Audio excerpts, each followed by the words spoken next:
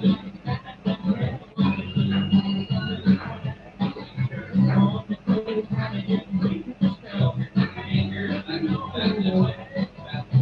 how do I send this fish? How do you send one of these? How do you send one? No, how do you send one? What? I don't know what you mean.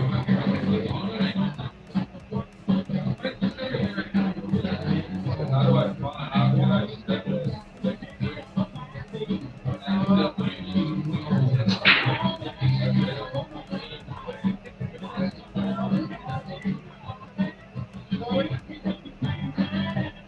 I broke. I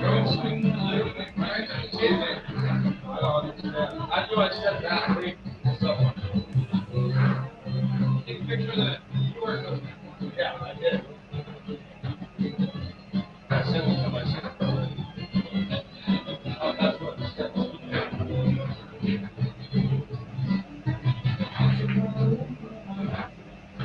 Oh, that's it. That's it.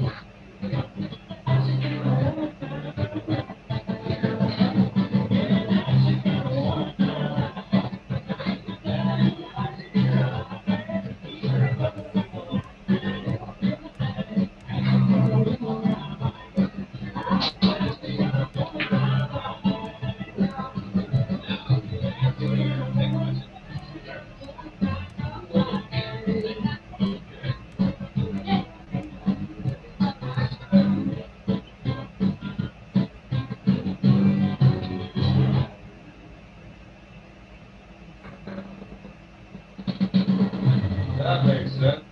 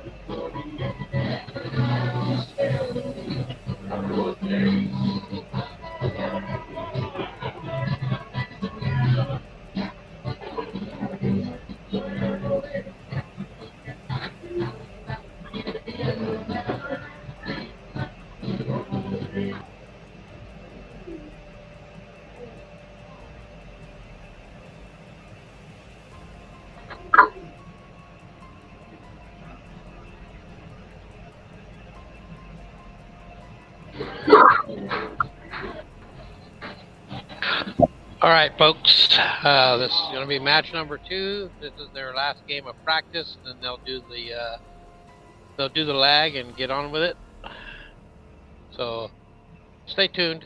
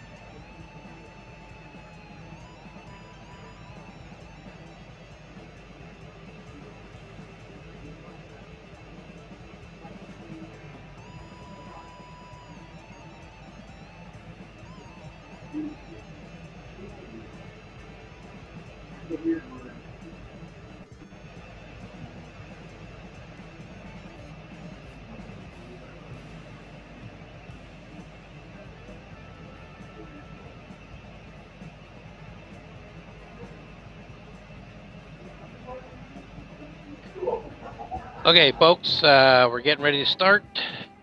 Jaime and Devin are going to lag for the break. Now, this is Jaime's first BFS match, Devin's second match.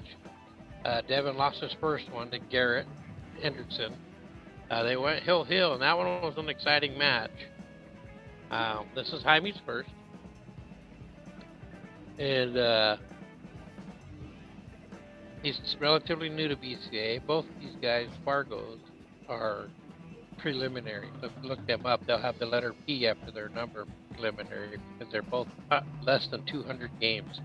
So they're not considered established.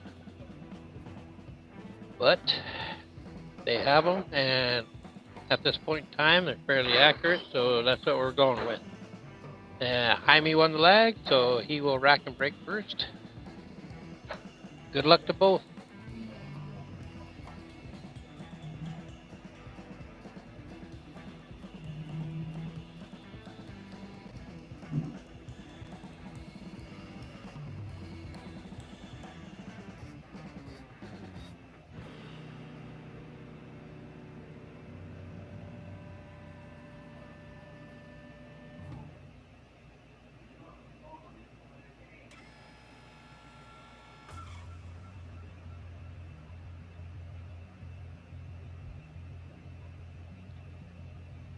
Hey, Marty, I see you in the chat room, so I'll just tell you here, too. You still here?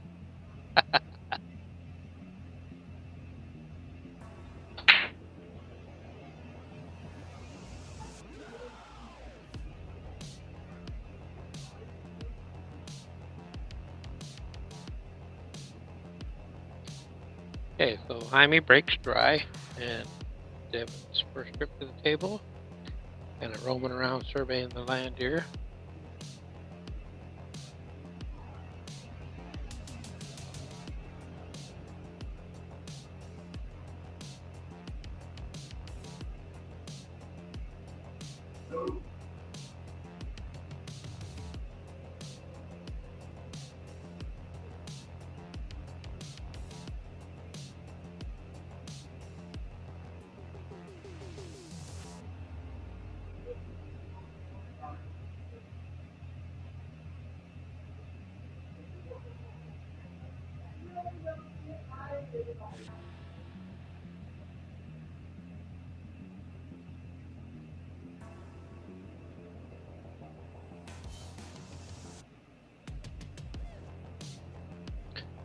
All right, so DEVYNN stripes. I missed the shot, and now JAIME's at the table. Not starting with the easiest of shots, but I can't tell if that's married to the 3, but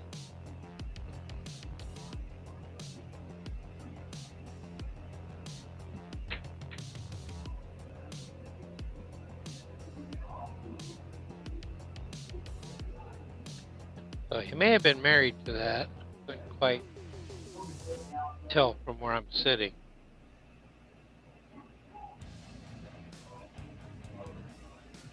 So now let me just preface the crowd here. So the players know that in order for me to make a call on any foul or anything like that, I have to be asked to come watch the shot or watch the hit. If they don't, and something were to happen, then it's going to go to the shooter as it would anywhere else. Because they can't ask me after the fact and then me answer based off what I saw, considering I wasn't asked to watch the hit. And I made them aware, so they do know. But I don't really see an issue. For the most part, everybody who we've selected so far for BFS matches, everybody's pretty good sportsmanship, all that kind of stuff. So don't really run into issues. But, you know, I still put it out there to the players just so we're all on the same page.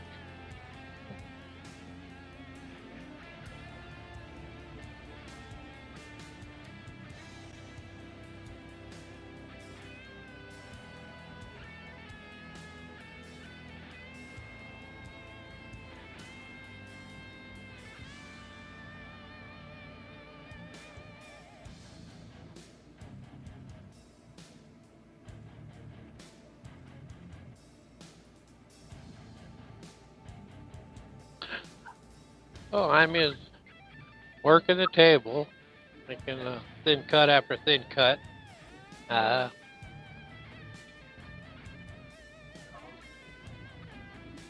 a whole lot to work with right now. You might be able to see the 7 ball right here. I don't know if he can or not. Maybe he can't. That's why he's opting. That's why he's looking at the 4. So right here would be a good safety, but I don't know JAIME's game well enough to be able to say that, you know, that's what he's going to do or see. I think for the most part he's very offensive minded.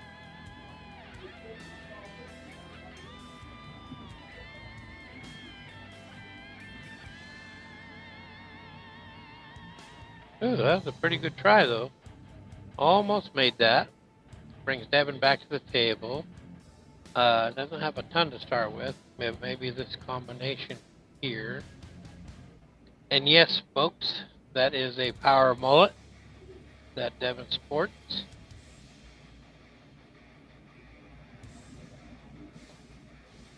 See, the problem with that combo, you needed to hit it with speed so that the 13 doesn't rest over there with the 6 like it did.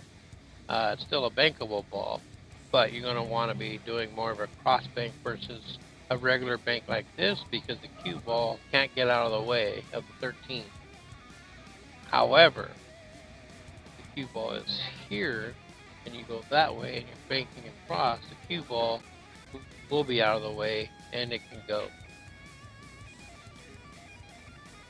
Now, if that 6 wasn't there, then you could be straight on it and bank it back because the cue ball could go this way and get out of the way. But because of the 6 stopping it, it's just not going to let that happen.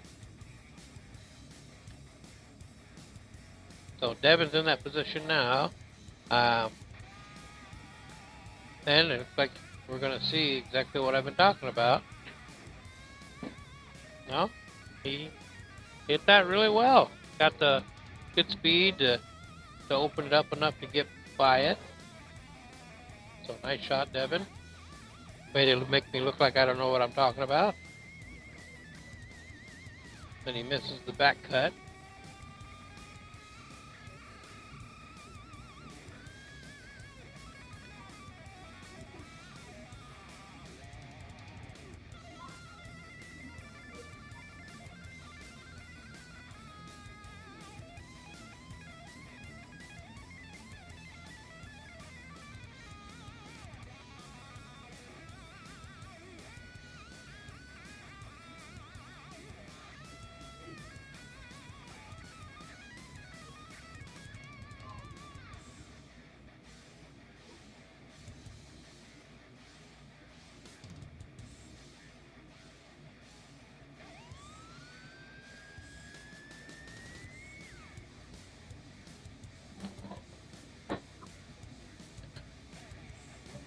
So Jaime makes a nice cut on a 3 ball, but ends up running up table and scratching.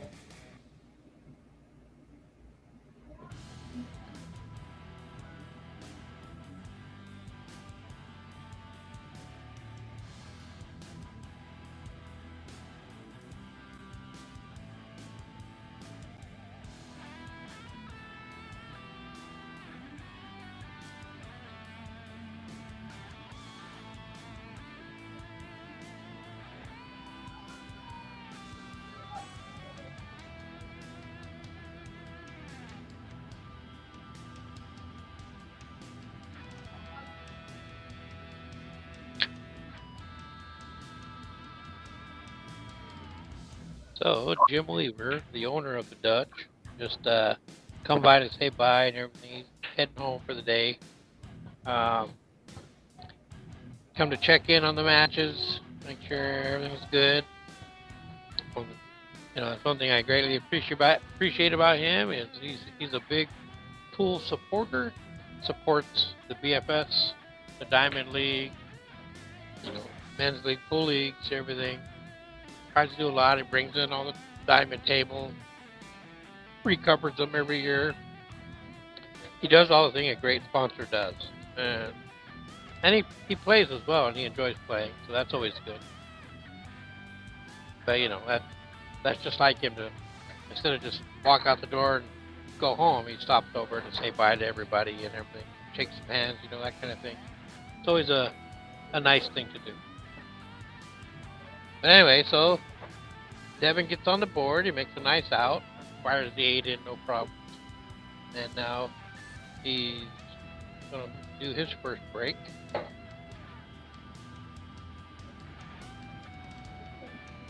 Yes, Marty, I did say mullet. It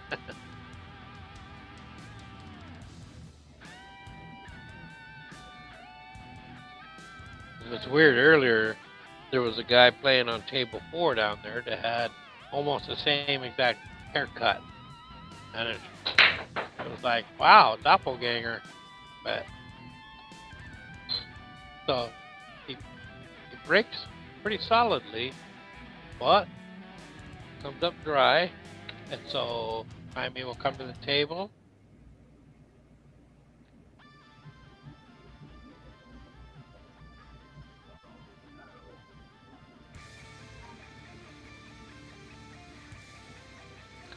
So, if any of you were watching the first match between Jesse and JC, you know, I commented in there about, you know, having had some people reach out to me wanting to do a BFS match. Just to give you guys a heads up, there have been a couple of women also, which is awesome. We did a women's one, a couple of women's one in the past. Both were excellent. We've got a couple of Scotch doubles one, which, you know, we did this year for the first time. And so there'll be more of those in the future. I may even venture into the higher skill level matches.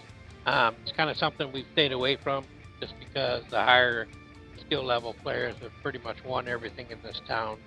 And so this wouldn't be like a new experience to them. One of the reasons why we opted for the mid to lower player is because they're rarely ever the center of attention. And this way, they get to be and get to experience the pressure that that brings, and then they learn to play with that, so that if they ever run into it anywhere else, it's not going to be a new thing for them, and hopefully they perform well. And it's just a fun experience. Everybody, win or lose, shake hands, good match, it's a good time, and that's one thing we definitely promote, and we enjoy it too. I enjoy watching these guys play and watch how they work tables out and everything, and so just overall good time.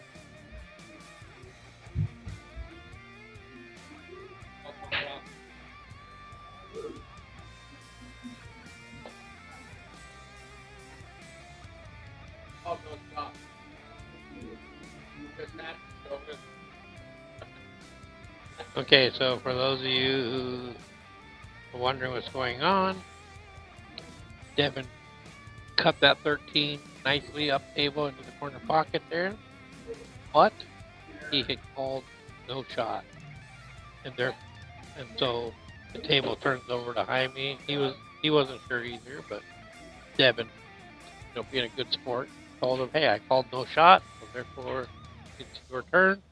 And so now Jaime's at the table, and that's the kind of stuff that we like to see.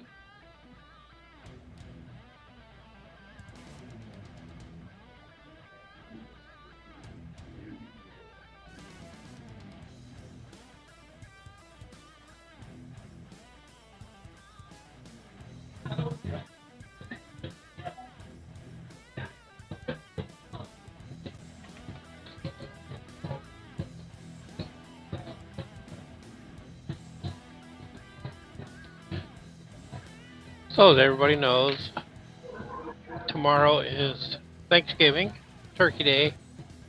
So happy Thanksgiving to all of you out there.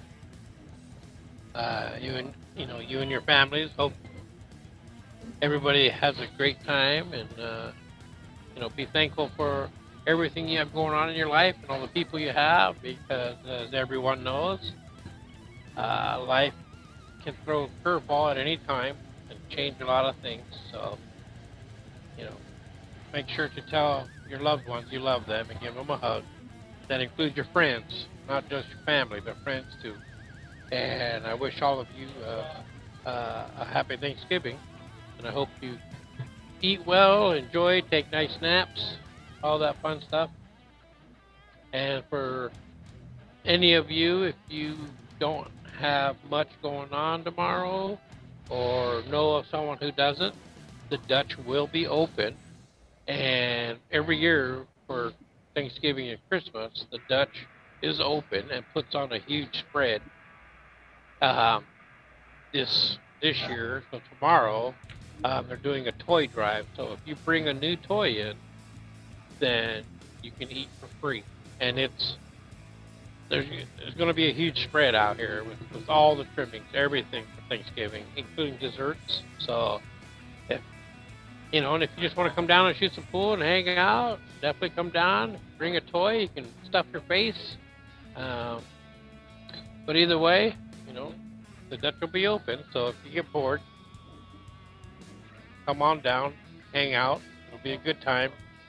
But like I said, the Dutch has always done that, as far back as I can remember, for both Thanksgiving and Christmas time. It's kind of one of the many things Jim does to try to give back to the community, and because he's thankful for his achievements and what he's been able to do, and everything is customer based, so he does things like this to try to give back, and very appreciated.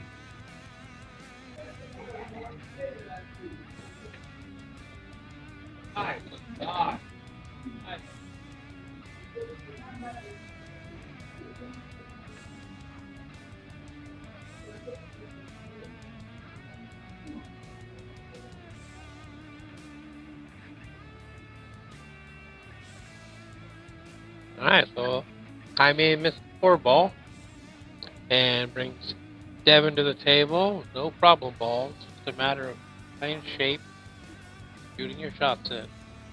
Get to that 8 ball. Starting with the 14, probably going to roll forward a little. So the 15 up in the corner would be the next best shot right here. And then just bring the cue ball into this area to play the 11 in the side, and the cue ball can come out like this.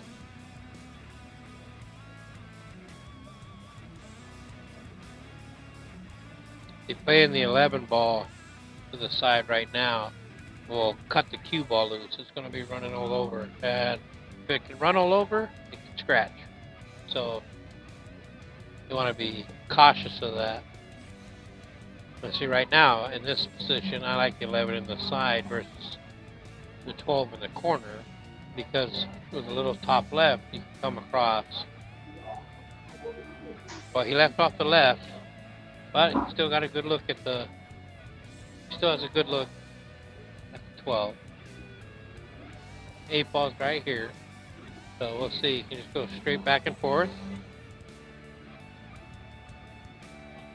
But too straight, so it's forced into a bank shot. But believe it or not, DEVYNN doesn't bank horribly. He actually banks decent, but he played the no shot, playing a safety, opting for a higher percentage return, and he hit that very well. So now Jaime is going to be playing a kick shot or a long jump.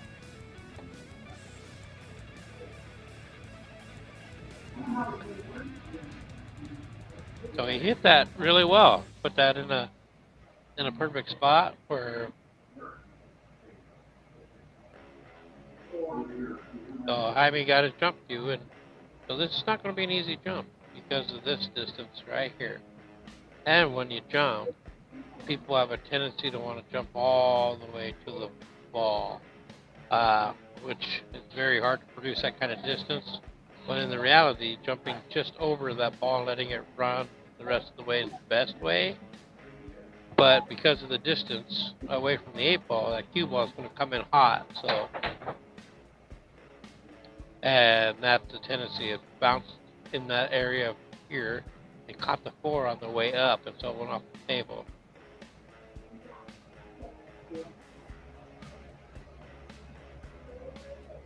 So the great safety, DEVYNN, has paid a dividend and given him ball in hand on the 8.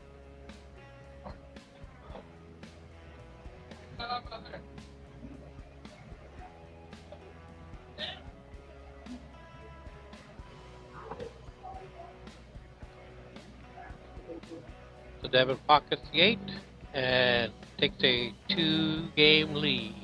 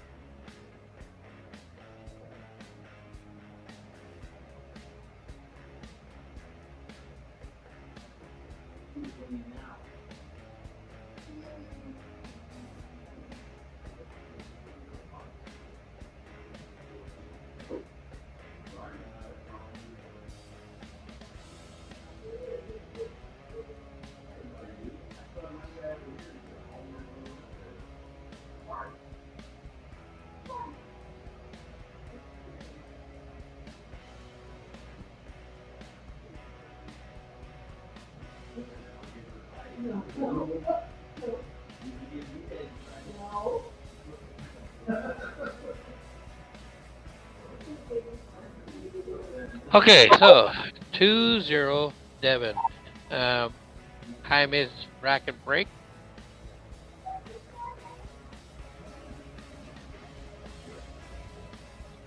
Hey Marty, it's pumpkin, not pumpkin.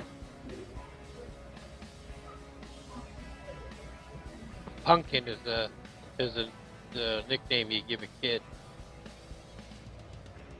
Pumpkin is the pie for Thanksgiving.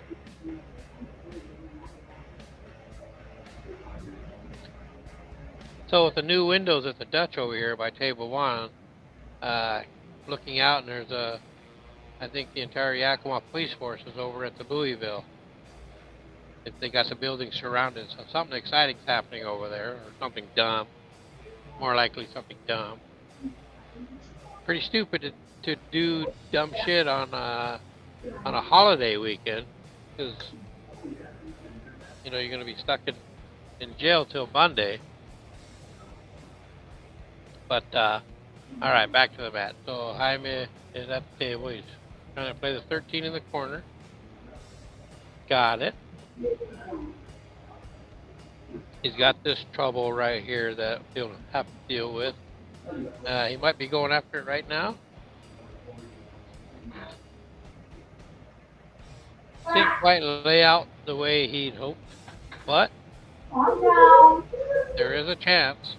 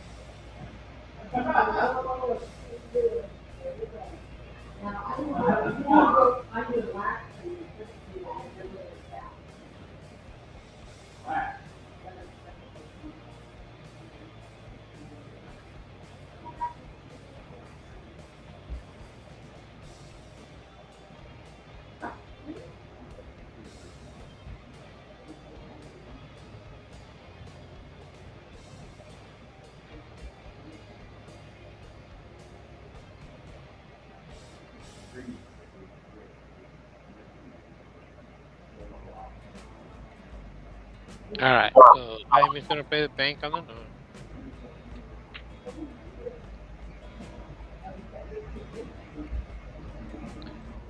Missed it and gave Devin a good shot on the 5.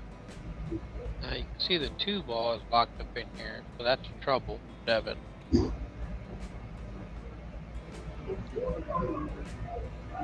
That 3 wasn't there. You can get that breakout right now, but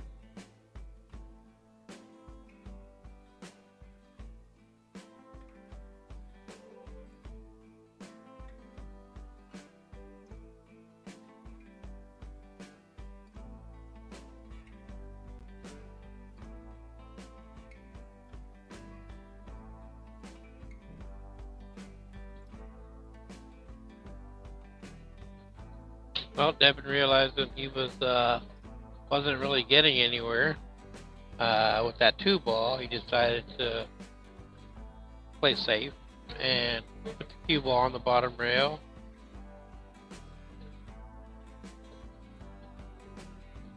Forcing Jaime's hand. Now he's trying this combo, and once that's open, this 2 ball should go here.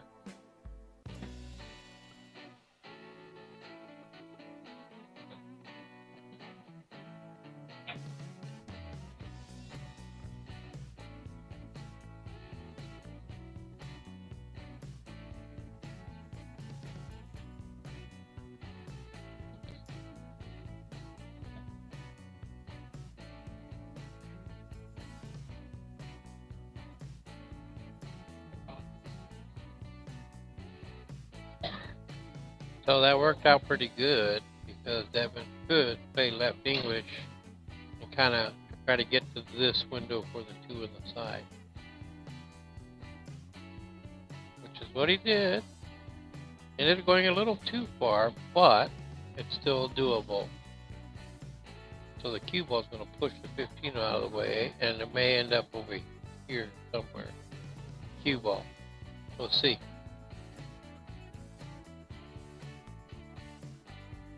The cue ball should go like this and over this way, depending on what he does with it. And I have a feeling he's just going to roll that in. So the cue ball should clip the 12 or the 15 and then back out like I drew. If somehow had enough room in there to get through clean, I'd have preferred to hit just so it slowed the cue ball down. But he has a shot at it.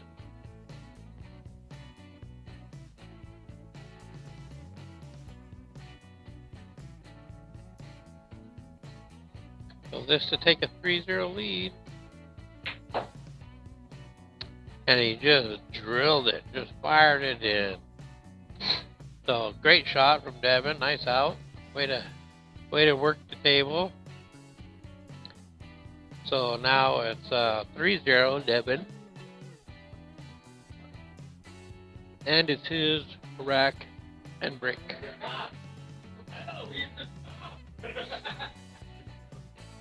Yeah. I've been back.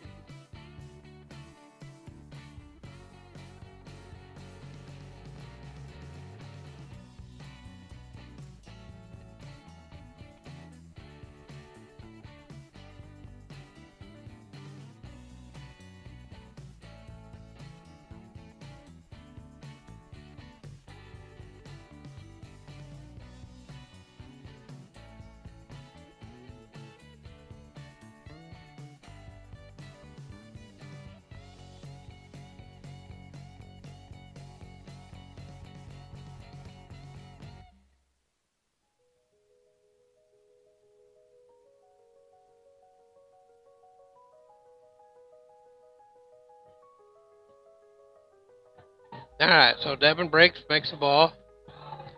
A little bit of work on the table. He's starting with the 4. So what I would do is low left and go break this 13 out of my way.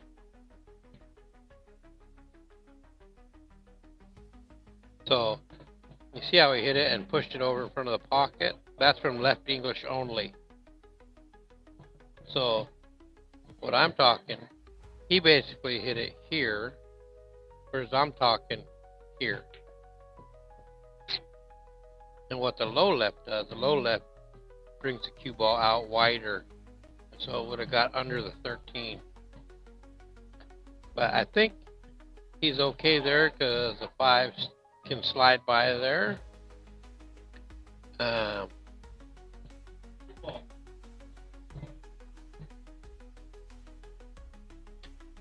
Yeah, I have a good view of that pocket. The 2 goes by there too, which is why he called.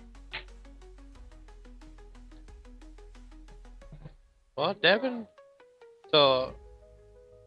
has been playing a ton of pool lately, and he bought a pool table, put it in his garage, and him and his buddies been playing a lot over there as well. And so he's getting more and more confident as it grows, and he's playing better pool. But as you can see in this setup here, the 13 might go by there.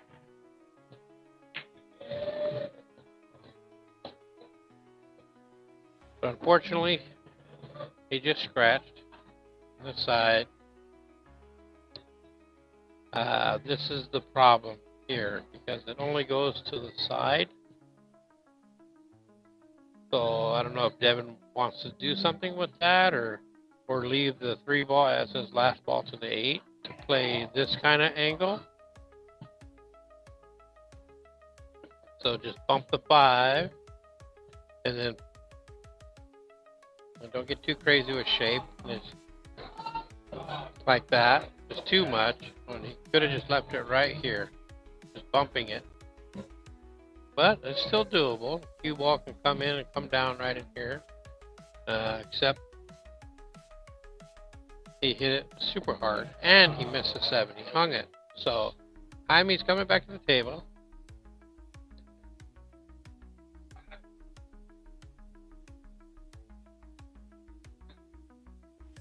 I'm pretty sure he's going to start with a 13 ball here. So you'd want to play shape in the center. So the cue ball kind of comes out this way is what you're looking to do. Which is exactly what he tried to do. But he ended up hanging the 13 and then he overran. He had a shot at the 9 to work with, so he could have made that work. But see, now Devin has a 7 in the pocket, which if you don't get out here to see the 3, then it's not the greatest of shots. He could play this here.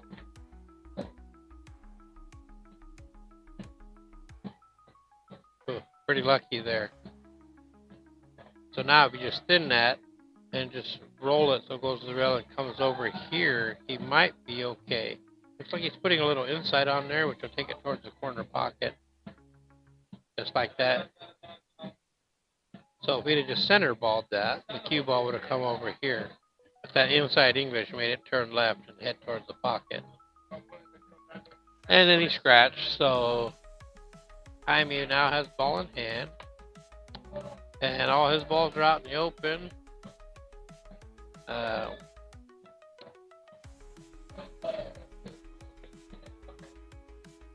It's kind of a weird angle to start at, but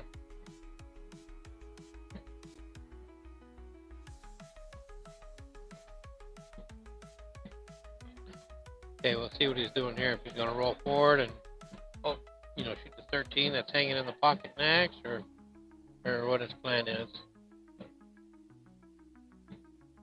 Oh, that's a big mistake. So it looked like he was playing shape to play the 14 next here, which would have been okay. But that right there is that slow rolling issue again. You don't need to slow roll. Don't be afraid to move the cue ball around. Oh, Devin almost had the timing shot on that one, but he left it. So now this is going to be Jaime's last chance to win this game. So he almost needs to start with the 13, let the cue ball come out, and then play a combo this way or that way, one of the two, depending on what he ends up with.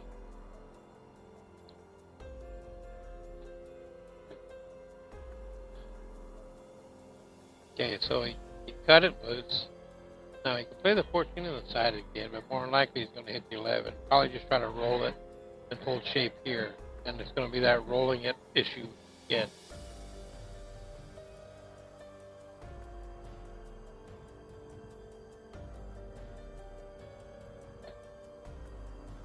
Alright, so he hit it with a little speed, and it's not too horrible. You can make that and either stay up in here or try to go up and down. See, if you hit that with more speed, it would have followed my line, came this way. Still very making the shot. He's sitting in the pocket, doesn't have to worry about shape. Make sure he doesn't scratch. Just like that. So now he has this shot on the 8 to get on the board and make this into a match.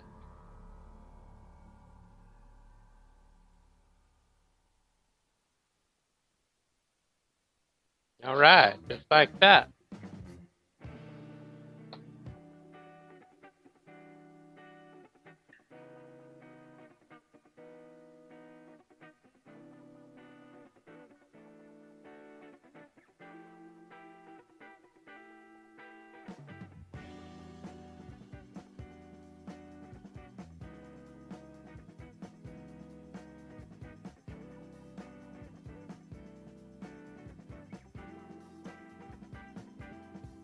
All right, so Jaime got on the board. It's 3-1.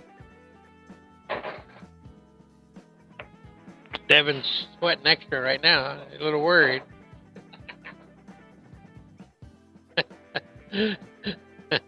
He's laughing.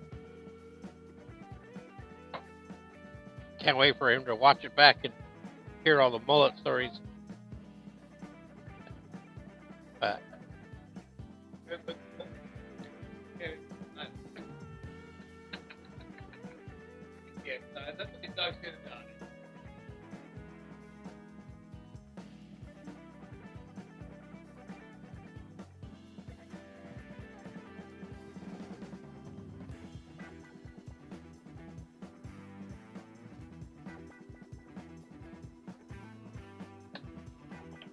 okay, pummeled the brake, but broke dry. Brings Devin to the table, and he can start with solid ore stripes. Everything seems to be laid out pretty good. I do believe the 8 passes through here. So, knowing that, I would say the stripes are probably laying better. He shot the 15 and pulled it back. He's going to play, I think that is a 10 ball, but he's going to be playing that here.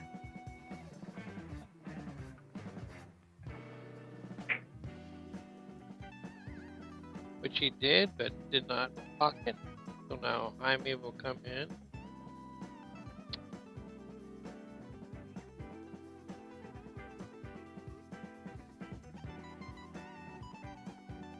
So, Marty, are you still watching?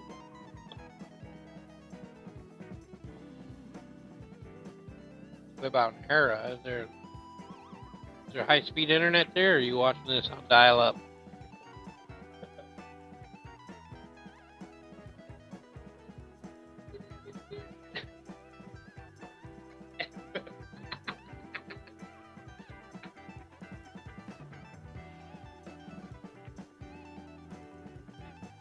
Oh, that's a nice shot on the 6 there.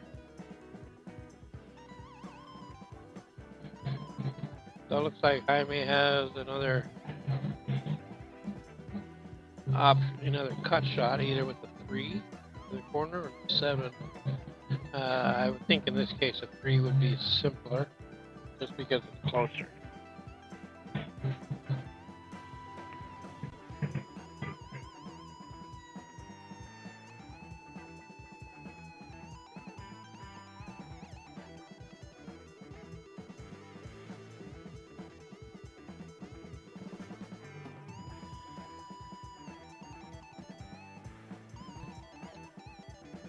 That kind of surprised me. I mean, it's not the bad option, but I don't normally see Jaime play safeties, but there was an attempt right there. So it tells me he thinks about it.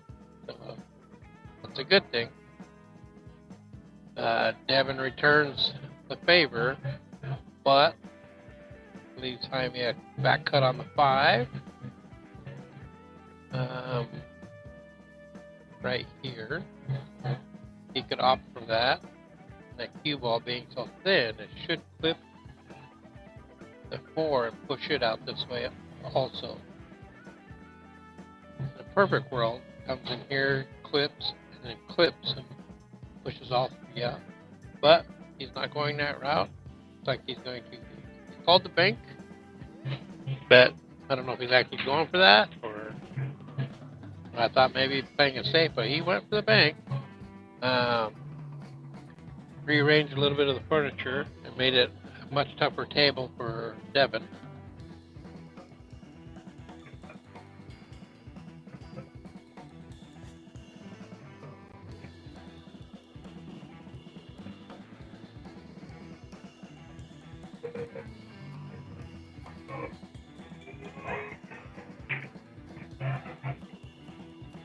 I wasn't sure if the 11 went by or not. It looked pretty tight from what I could see.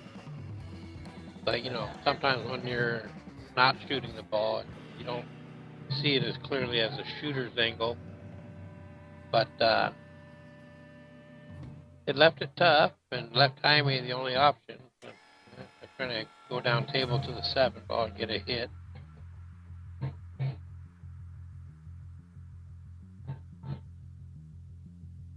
And Jaime smartly just opts to just get a good hit and leave this ugly table to DEVYNN. And he's calling this shot, which could open up the table some, but a very low percentage.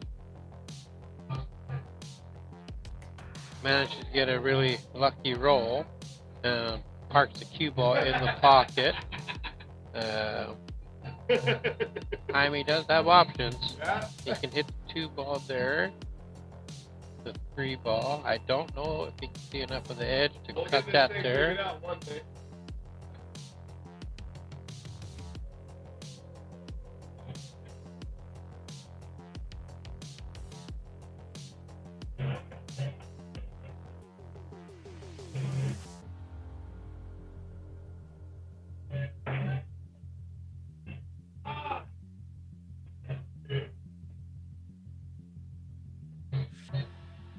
So Jaime opted for another safety and left a good one this time. Deb can get a hit on the 9 or the 11 or the 10, but none of them are pocketable. So DEVYNN will be looking to just get a hit and play safe in return. Kind of like that. And he opens this window. That shot goes. So Jaime does have something to work with, but his trouble ball is right there. His 5 ball stuck in that mess.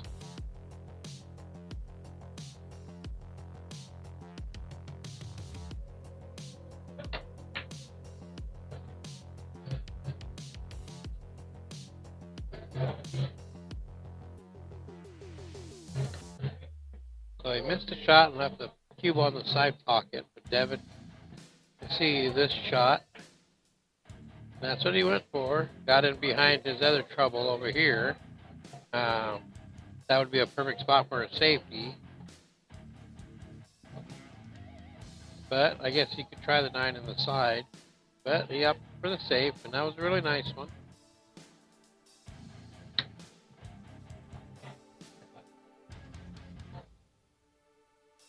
So now I guess we'll see the extent of Jaime's kicking game. Oh, never mind. Looks like he could see the 7 pool.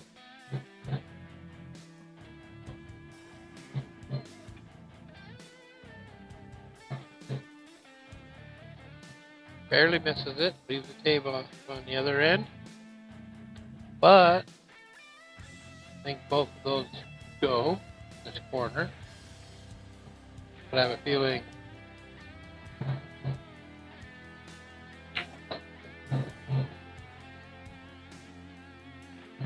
well, he ended up on the wrong side of that ball.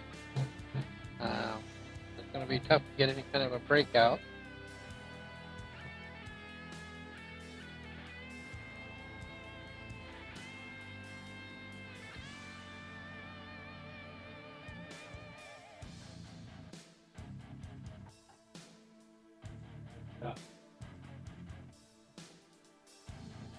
He's playing safe.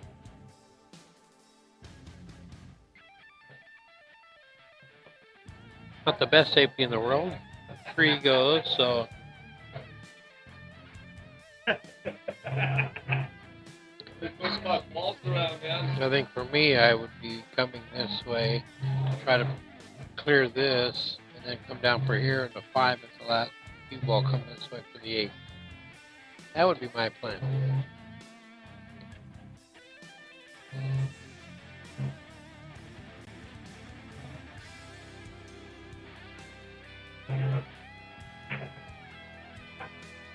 So he was planning to draw back a little and play the 5 next, but he overthrew it, took that shot away. The 7 goes, coming from this angle and the speed at which he's going to hit that. He's going to leave himself tough. Okay. All right. He left DEVYNN tough.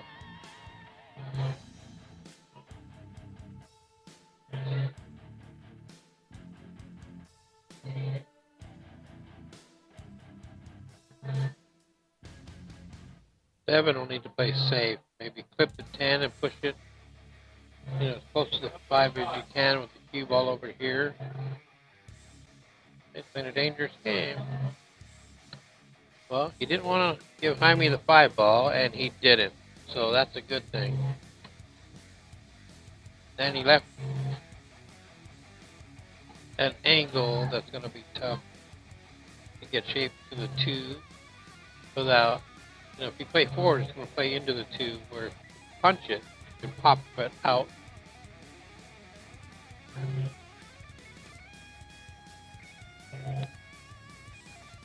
So these guys are leaving each other tough. So DEVYNN should shoot this ball first. Let the cue ball run up table and back. Don't try to hold it. Just pocket the ball, because you might get lucky too, and the cue ball come up and get stopped by the 7.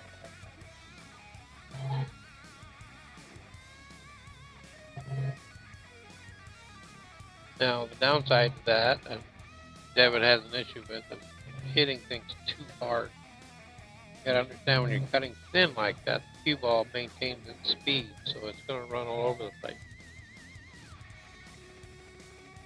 But, fortunately, left tough. And it looks like Jaime is going to play safe again.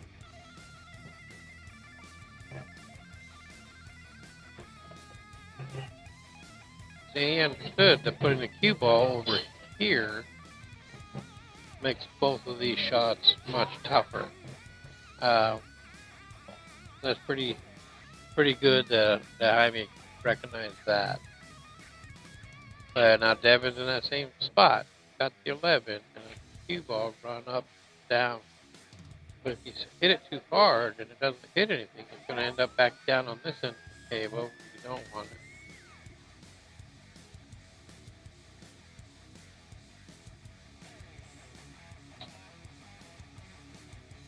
Okay, so now this is still doable. Come this way and come out like this. But the thing is to not hit it hard. Your back cutting thin, so the cue ball will maintain its speed.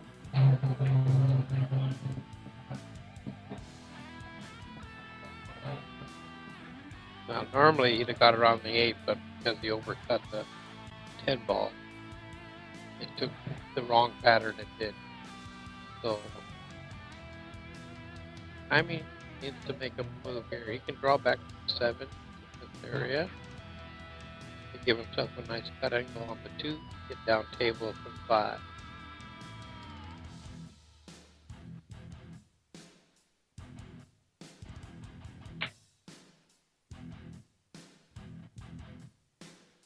So I ended up a little too much, but still very doable. But once again, it's a thin cut, so you're not going to want to hammer this.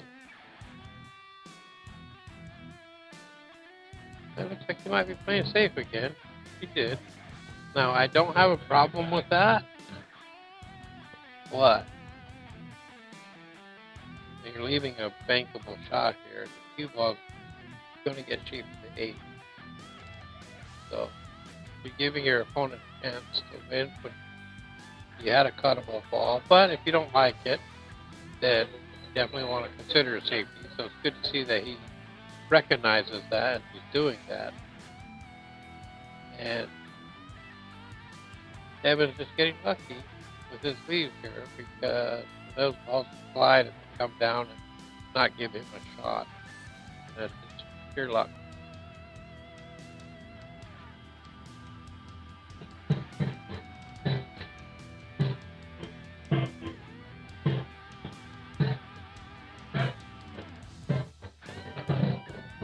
So Jaime gets a great hit. It's a good thing it didn't go in, because he had no shape on the 2, but as you can see, he left a very difficult shot on the 10. The corner is blocked by the 8, so he's looking to go this way or this way. Both, it looks like he's going for the side. But as you can see, as hard as he hit that, he wasn't going to have anything left. And once again, a very lucky lead. So the play for Jaime would be to just bump the 2 and bring it out like this.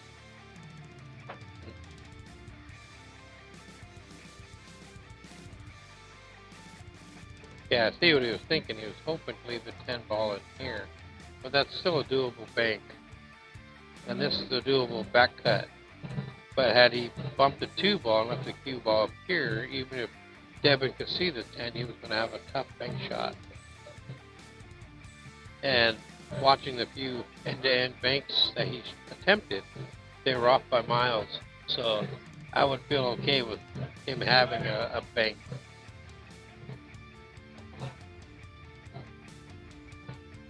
But it's good to see these guys are thinking their way around.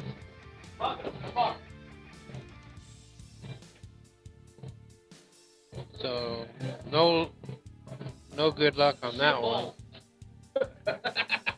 No good luck for Devin on that one. Makes a nice back cut, but then scratches. But once you again notice the speed at which he hit that. Absolutely no reason to hit that hard.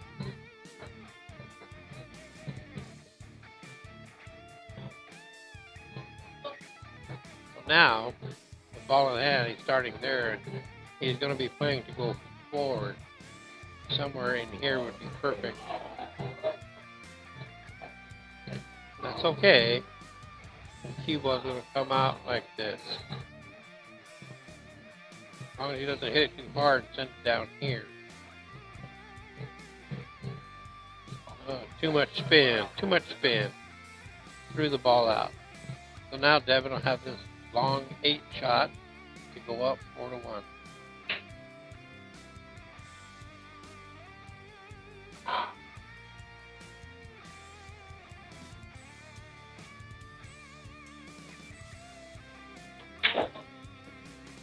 And he drills that to get that 4-1 lead. And it is his rack and break.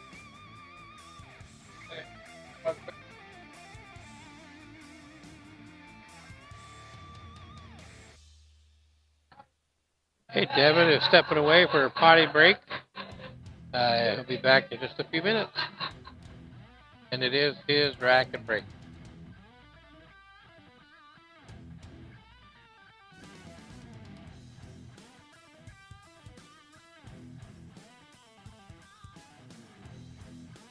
Now, while we're waiting for his return, I had mentioned that I'd been contacted by a few people wanting to do a BFS match. And I just want to say thank you to those of you who have reached out, wanted to do one, and thank you to all of those who have played one. Win or lose, the outcome doesn't matter. We root for all of you. But I do appreciate your willingness to step up into this platform and then put up your money to play and go through the experience of it all. I do appreciate you guys all willing to do that, and I appreciate all of you who watch and take part in it or have liked our Facebook page, things of that nature.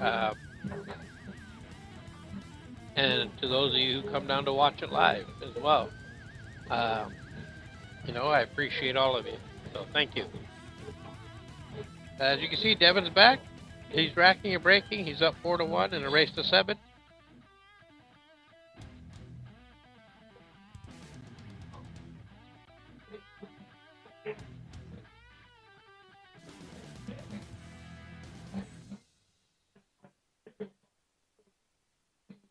So for those of you who are watching the stream or like to watch the stream, if you go to EvoSports,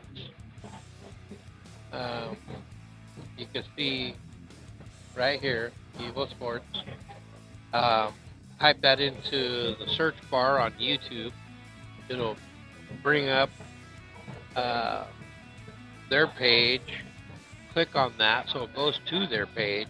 And then in one of the tabs, the options, you'll see playlists. Now, you click on that, you'll see multiple locations in there. And that's every location that has the Evo Stream camera set up. And then you'll scroll until you find the Dutch. And then you click on the Dutch, and it will show every video we've ever streamed. Tournament matches, BFS matches, just practice matches, whatever the case may be. So, then you can pick and choose what you want to watch. Some have commentary, some don't.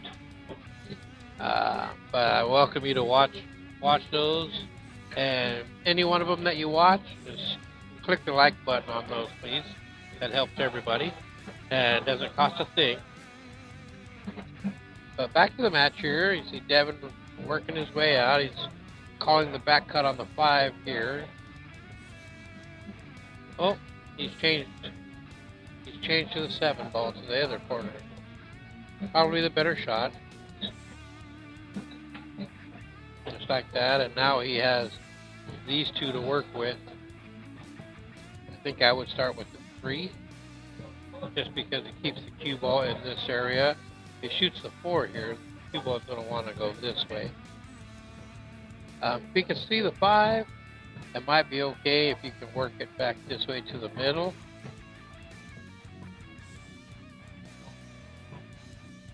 And that's a good bump on the 3 ball because it gave him a shot. Had it missed it, then the cue ball would have been up here somewhere, and these 2 still would have been in a bad position. But the bump on the 3 gave him a nice window to pocket the 3 and come out like so. And now, this here with a low right draw, cue ball comes this way. Looks to me that's what he's looking to line up on. Double checking his point of contact on the 4. A little low right draw. Hey, hit that well, a lot harder than he needed to, but it came around and gave him a shot. But of course, he missed the 4 in the ball pocket, so JAIME will come to the table and have a good starter ball right there.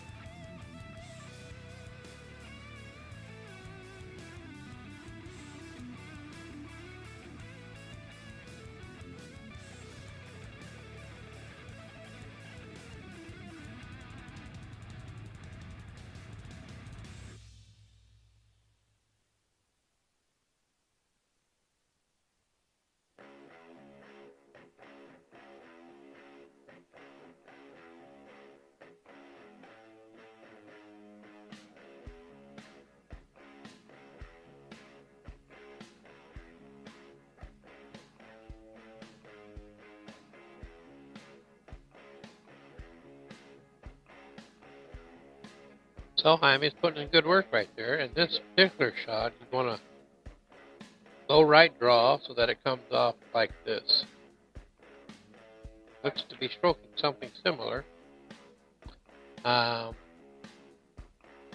Didn't quite get there. He come up short, got the point, and went out this way. But still very doable. So he can cut this shot in and get to 2.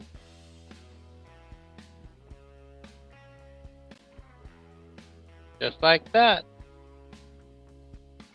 But normally you would hit that with maybe half the speed that he did. Put a little low right draw so the cue ball hits here and comes out this way and out.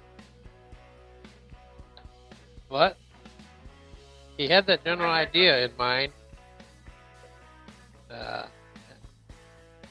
And being the correct shot, he had the love. It worked out. And now he's doubled up and scored. It's 4-2 Devin. Race to 7. JAIME's rack and break.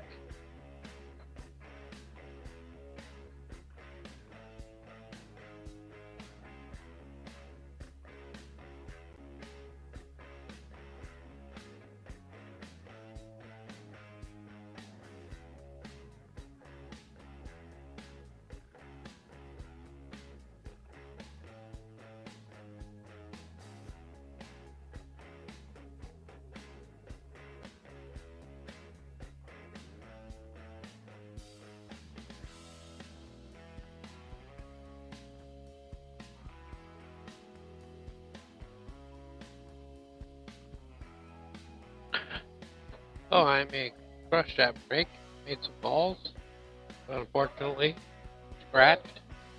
And in BCA rules, the incoming shooter has ball in hand anywhere on the table. Does not have to be in the kitchen. And therefore, he can survey the whole table, see where his troubles are, and decide from there. So the stripes, this is 9 balls a trouble ball. The 12 goes by there, so it's okay.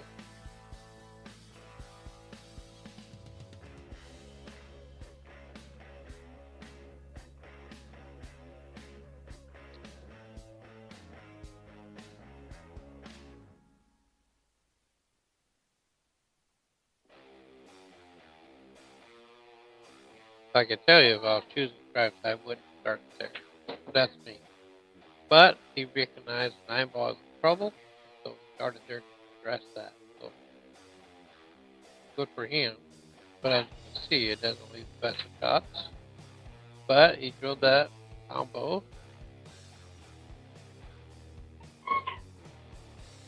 Now, playing this on the side, he needs to play with speed to come in here and open that up.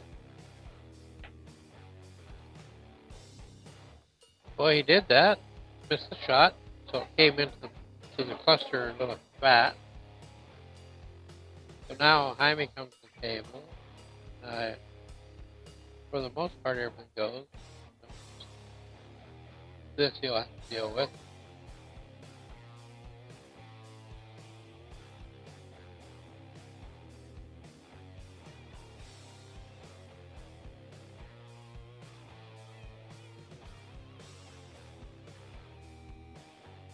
So that shot he just shot, I would have played it the same way, but with a little bit more speed so that it comes up to here.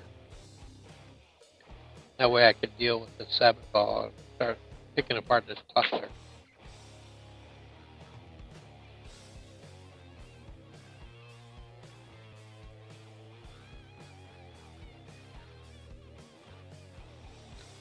Now, if he can see this ball, that might be the way to go. Let the cue ball come up this way. Play the 3, bring it down. Cue ball speed would be important.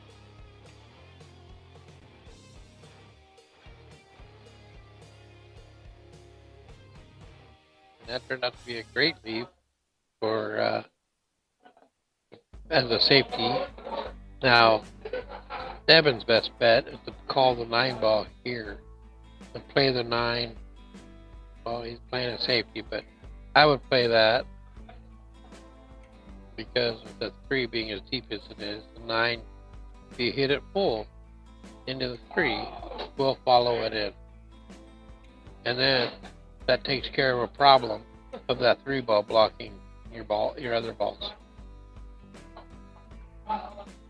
But he managed to get safe. He can see a part of the 4 ball. It looks like that's what he's going to be attempting to hit. The important part is to not scratch here.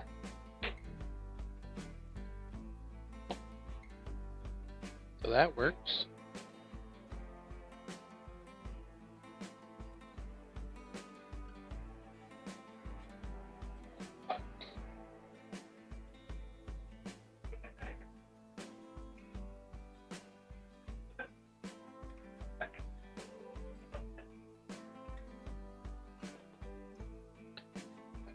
So Devin played a pretty good safety there. Tried to park right behind the 8. Managed to roll out a little bit.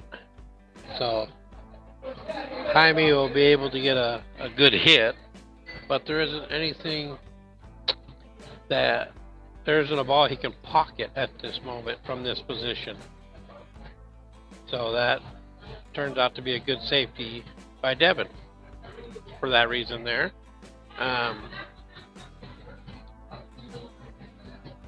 His best bet, I guess offensively, would be to try this 3 ball combo to pocket to 3. I mean, if he wants to play offensive, there's not a whole lot else to do.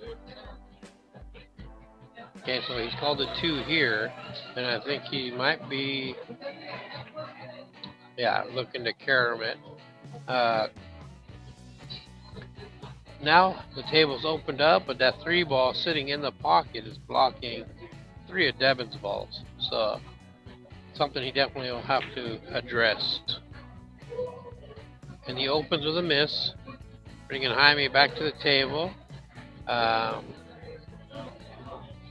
I'm guessing he'll play the 5 down here, and then maybe the, if he can keep the cue ball in here, he can play the 4 and take the cue ball forward for the 7.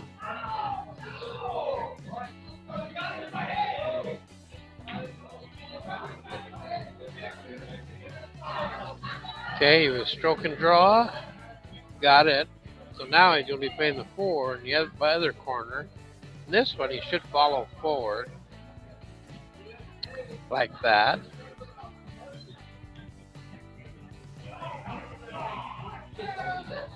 So realistically, he could call the 3 ball, play this combo with a stop shot cue ball here. The 2 would probably follow the 3 in, so you'd want to play shape to the 7. But he played to the side, come around 3 rails, and got perfect on this 2 ball. So nice shot. So for me, I'd want to follow over here so that I can use this rail to come out with the cue ball. So nicely done there.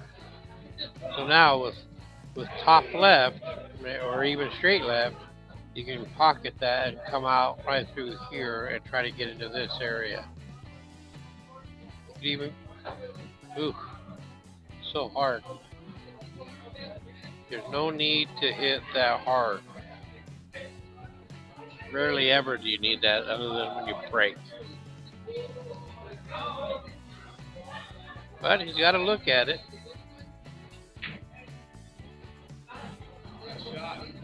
Ooh, he called the bank and drilled it to get the 3 on the scoreboard. Put a little pressure on DEVYNN. It's 4-3 DEVYNN and a race to 7, and then it's DEVYNN's rack and break.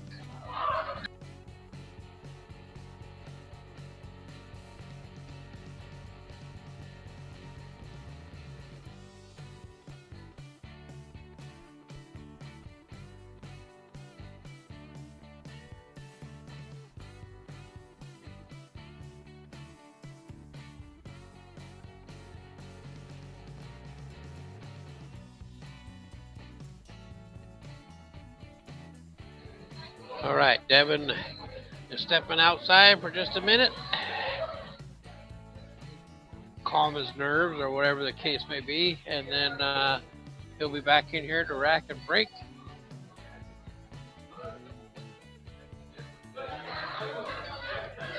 So looking down the line of the tables here, I have table 2 blocked off because of this match is a money match. But 3, 4, and 5 are loaded up. Lots of group play going on each table.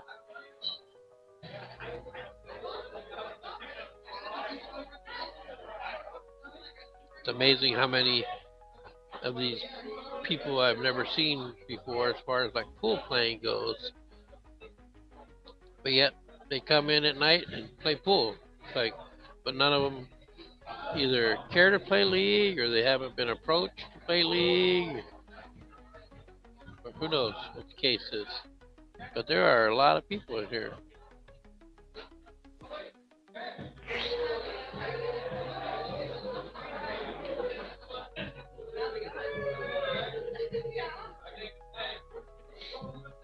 All right, so DEVYNN's here to rack and break. This is game number 8. Score is 4-3. DEVYNN is up. Race to 7.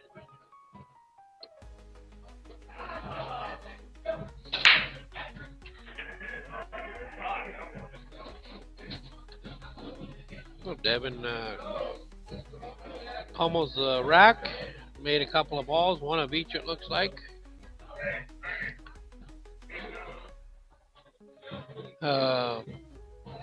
Doesn't have the best of starting shots. I guess I take that back. He's got these two here, so he can opt to be either or.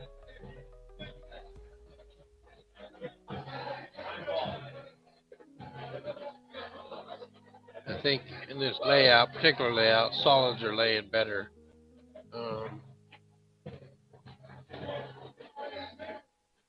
That helped. That opened it up.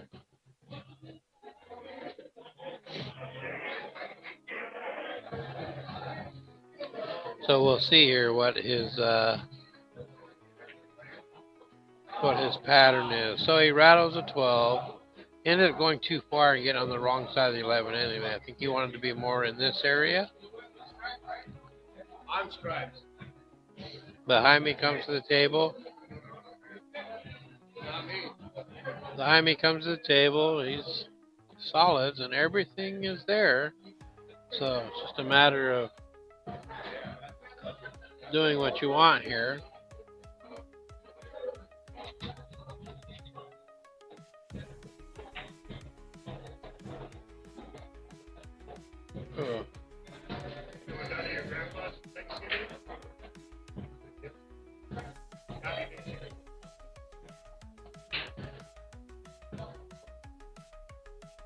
So in this particular layout, I'd play the 7 first and let the cue ball come out this way. Just like that. He hit that with a little bit of inside English to straighten it off the rail, because its normal angle would have come out like this, but he put left English on that, so it straightened it out just like that. And he hit that really well. I think in this situation right here, I would shoot this ball, because you have a pretty good look at it right now. And that's what he's doing.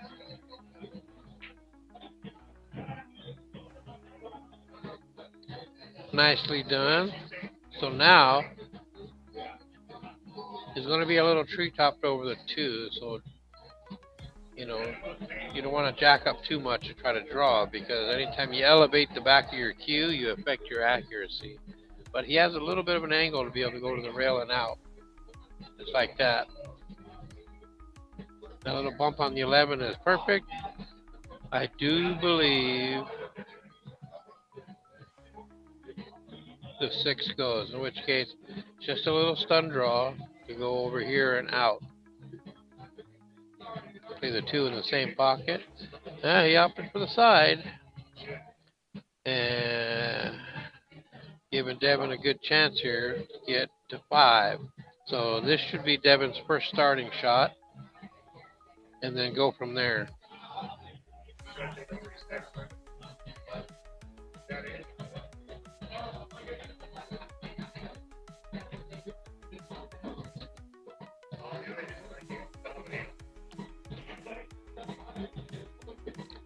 So he's looking to play shape to the 11 on the side, which he did. And even though he's a little bit on the incorrect side, and what I mean by that is if you look at from the pocket through the ball, like that. See, the cue ball is on that side, which means the cue ball is going this way, whereas he wanted to be on this side of the line, so that the cue ball went that way. But still doable. He can still come in like this.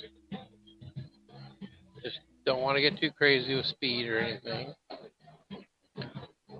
Okay, so now he's going to be back cutting this. It's a doable shot. He can see it all, so he should be able to back cut this. And if he's lucky, the cue ball hits the 2, but it looks like it's thin enough that it might get by it. Yeah, and he missed the shot anyway. So now, basically, all Jaime really needs to do is focus on making this one. The cue ball is going to go forward for natural shape here, and the cue ball will come out, and then we'll have a tie ball game. Don't get too crazy here. See, now, there was absolutely no need for draw. Rolling forward to allow. The 6 does go to the corner by the 8, but it is tight. It's like half a pocket. And there you go. So now, Devin doesn't have a whole lot of work here. Just got to pick where he wants to play the 8-ball to. Because he can literally just draw this back to about where he is and play it on the side. But see, now Jaime drawing that cue ball back forced him to play the 6 and a back cut into a half a pocket. When had he rolled forward, he would have had a big side pocket with a natural angle to get on the 8. Now he left himself a little funny here. Oh.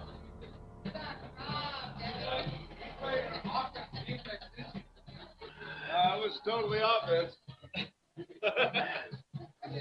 So Devin hung the 8 and put Jaime in a do or die. And Jaime's calling the bank and he's playing the bank, which is the correct shot. A safety here is kind of meaningless. So he ended up hitting that with too much inkage. And the reason why I say a safety there is meaningless is because to hit that so perfect, the cue ball's here and then the 6 ball comes here and blocks it, you still have a pretty basic 2-rail kick at the pocket. But to get them lined up like this right next to each other is so low percentage that shooting that bank is a higher percentage. So you go with that and it gets you the win. So Devin gets out, takes a 5-3 lead. Jaime's rack and break.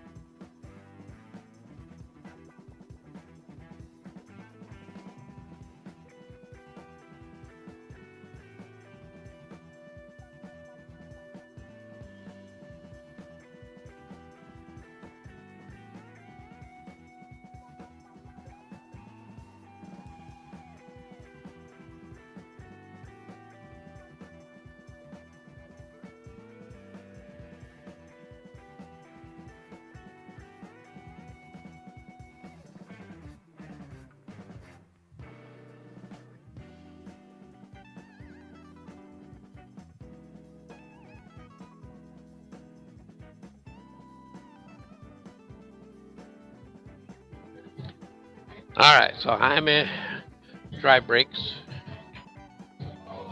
Okay, we're getting into the race deep enough that Jaime is going to kind of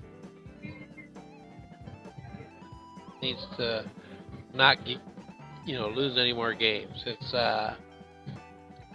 he basically has one game he can give still, but Devin being up 2 on Jaime right now gives him a little bit of free play where he's not as stressed. Had they gone to 4-4, Devin might have been pulling some of his mullet out.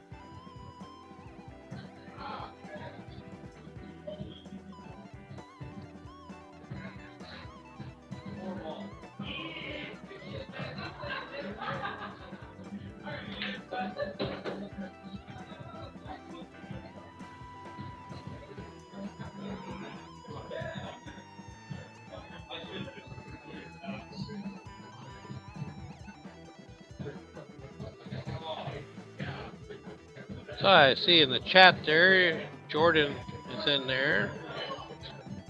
Clearly family to Devin. Thanks for tuning in and watching.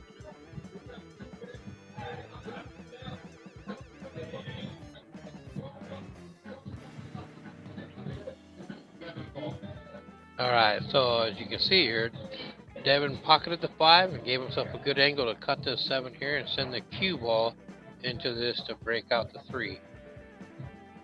See ya. Oh, he hit it too good. He hit his ball out of there, but left the stripes clustered. And he rolled into the window to play the 3 here. And now in this situation, he's going to want to roll forward. It's almost similar to what Jaime had in the last game. So he roll forward to play the 2 here is what his next move is. Now we'll see what he does here. He appears to be stroking top. Yeah, he overcut it. He had about a half a pocket to play with, so it was going to need to be into that half a pocket or else. So Jaime comes to the table. He's got some issues. This 15 ball is a big one. This 13 ball can be used as a combo if he gets in the right position for it. So playing this 14, if he goes forward, he'll have natural shape. Cue ball will come out like this. Hit that a little hard. You might still see the edge of it. But if not, he might be able to see this. And if he can't, he can do the combo. So you wouldn't want to shoot the 9 right now just because it's tree topped over the 8. His bridging would be affected by that, and so therefore could affect accuracy.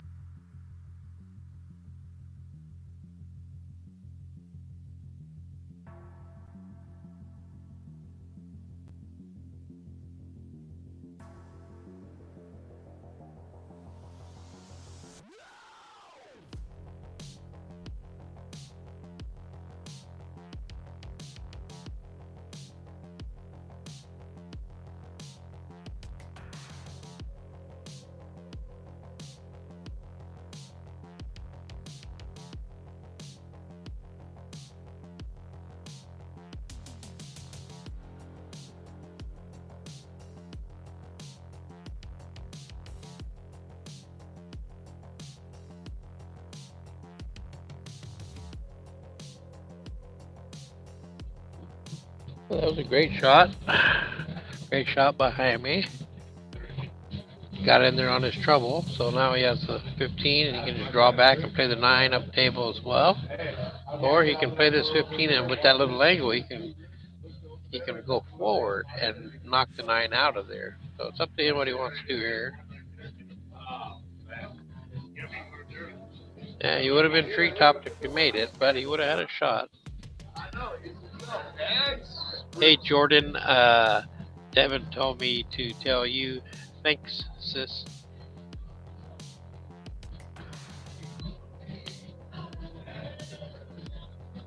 So now Devin has his back cut on the 6 ball.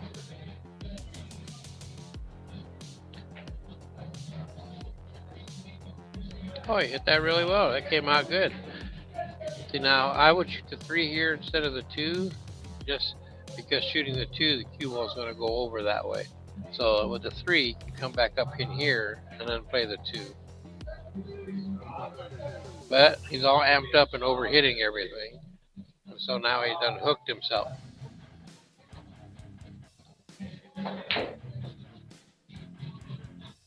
Apparently he could see most of it, but hitting it at the speed he did, it rattled.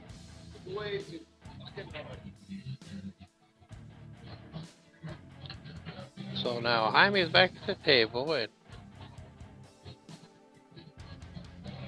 his trouble is right here. I can't tell you. So he could attempt to break it out like this with the cue ball. And he doesn't have to hit this hard, just enough to separate him, because he has other options on the table.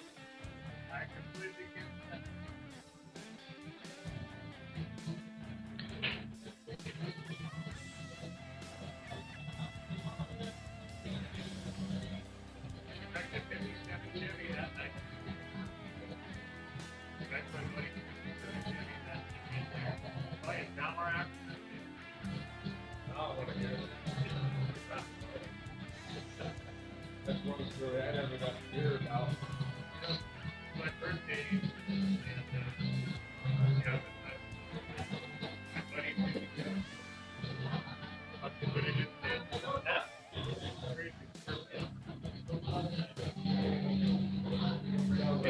his fault. Sounds like something. looks like Jaime is a little amped up as well, overhitting everything. But he's lucky that Devin's ball is very neutral right here, so it gives him options. So if I was Jaime in this situation, I'd be clipping it and sending the cue ball up table like that. He may be trying to do the same thing coming from the other side. See, now that's a nice safety too. But the downside to this safety is the probability of not hitting the 2 at all, just like that, comes in, and then that trouble is still left there. If the cue ball's up here, then he's going to come in this way and actually hit and separate that. And so going up table with the cue ball would have been the more productive safety. Although he did play that very nicely and got himself ball in hand, and so now he just needs to figure out a good angle that he likes.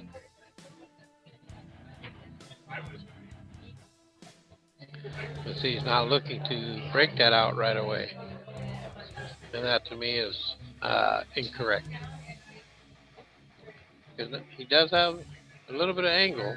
But see, some people too would put the cue ball here and just bump these and leave the cue ball and the 9 ball locked up, and the 2 ball, come into here, somewhere there where the 9 ball now would go. But okay, so he was lucky that he didn't pocket the ball, and also lucky that he didn't break that out. So now Devin is going to get a good hit, but in doing so, he's going to open that up. So it's going to, depends on what he wants to do here.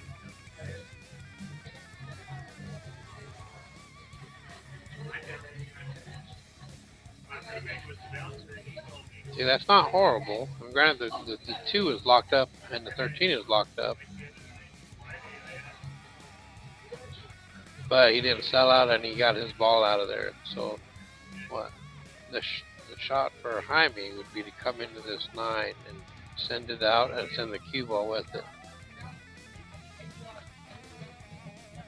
Just to get it out of that neutral spot and hopefully put it somewhere near a pocket.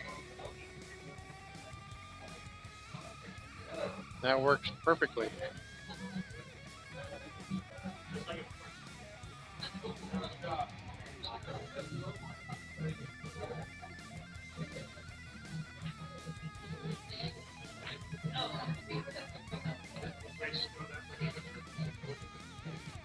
Well, that was a decent attempt there, but it leaves the 13.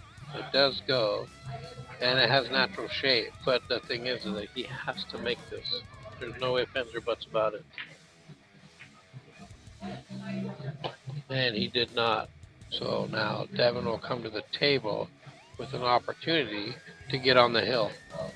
So the 2 is going to be playing here, and the cue ball's natural angle is this way if you don't hit hard. If you hit it too hard, it's going to deflect wider and maybe even hit the 9 ball.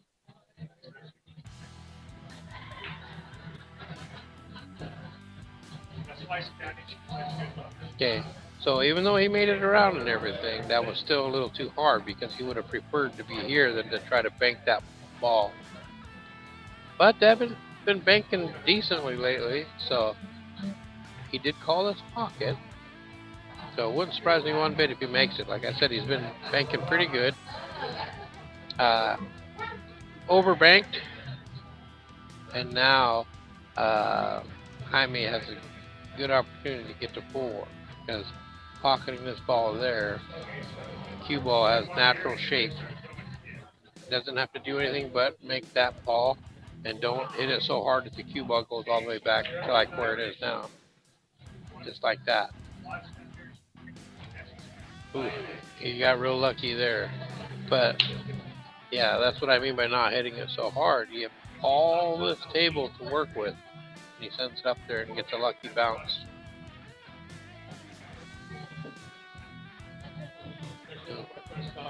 Oh, thank you. So Jaime has this shot to get to 4. Keep the pressure on.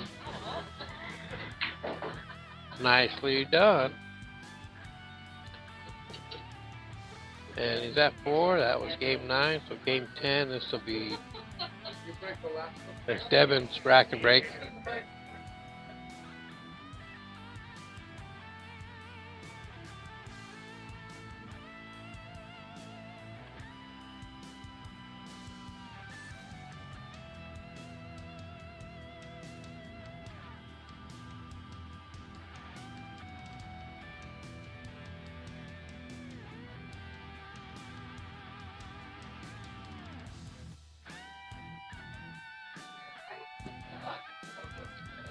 So Diane, Devyn tells me you're his grandmother, so glad you could join us and watch this. Hopefully you're enjoying it as well. And Devyn told me to tell you hi.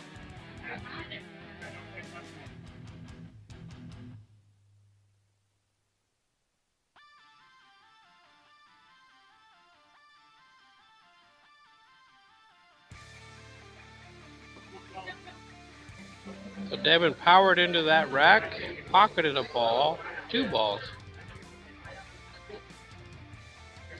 Oh no, just the one, but scratch. And so now Jaime has ball in hand anywhere on the table. BCA rules,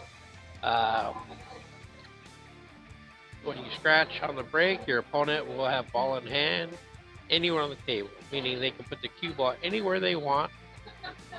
Where a normal pool that everybody grew up with, you basically had to put the cue ball in what's known as the kitchen, which is basically the first 2 diamonds from the front end of the table down. That area is known as the kitchen, and the cue ball would have to go on there, and you couldn't shoot any balls in there either.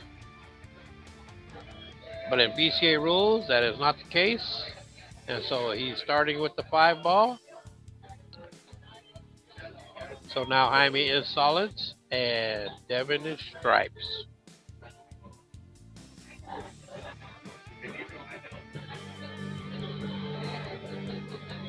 Hi Yvette, glad you can join us. You texted me earlier about any open spots in the Diamond League. There's about 6 spots I kind of want to fill. We're going to move forward even if we don't. But that would allow us to get to 10 teams. But if I have to play with 8 or 9, then so be it. That's what we'll do. We're still going to have a good time, and all will be well. But I appreciate you always keeping your eye open and looking for players. Hopefully this time will be a really fun time for you, having Josie play, your daughter. I think it'll be pretty cool to see that. My kids aren't, they're all adults, but none of them care to really participate in pool leagues or anything. So, that chance of playing with them isn't really there for me. But that's pretty cool that it's there for you. Because it's cool to share your passion. But back to the match. So, Devyn played safe, pocketed Jaime's ball and left his stripe in the pocket for later. And Jaime is down, shooting at the 4 in the bottom corner. Ends up cutting it shy, so it misses. And now Devyn will need to... Well, this is the only one that's in trouble, really, because the 10 goes either way. The 13 goes here. So he can shoot the 10 ball right now, this way. Now, if he loads up with the left English, so right here. So if he was shooting right here, he could bust that 9 ball out, which is exactly what he tried to do. So kudos to him for that attempt. Managed to squeak by, and believe it or not, coming from the angle he came in on, going past the 1 and into that pocket, that window was super tiny, but Cuba always seems to find that kind of stuff.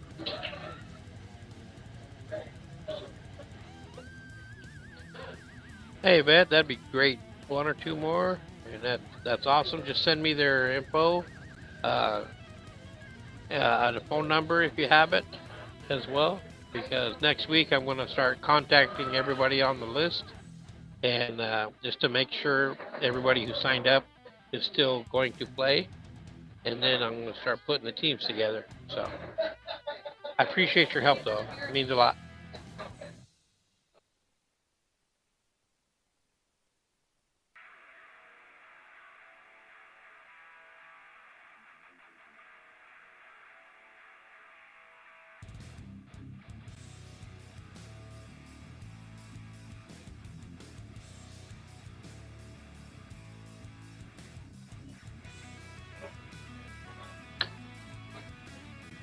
I'm curious the pattern Jaime's going to run here. If he's going to play the 1 in the side and try to come out to play the 4 next, or if he's just going to roll up into here and play the 7 next.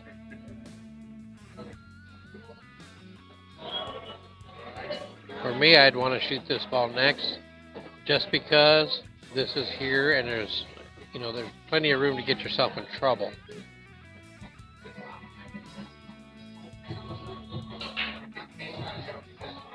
Unless you're Jaime and you just hit it perfect.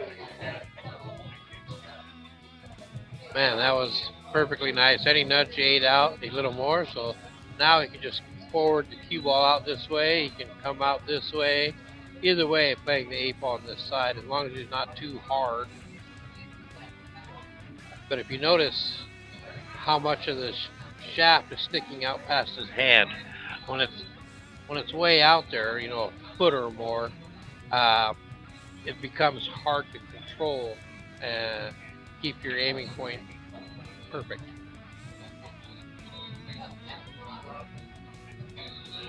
But he managed to poke a draw in there nice, and now has the 8 ball in this to tie the match up and make this a race to 2.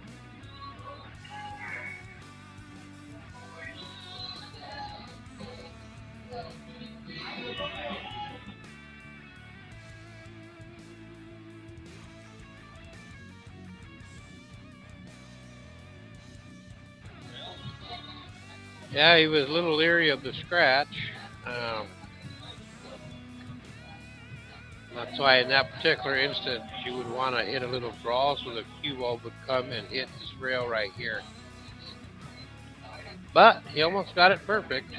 Oh, oh my goodness. Wow. So DEVYNN gets a great opportunity at the table and then finds that crazy tight angle again.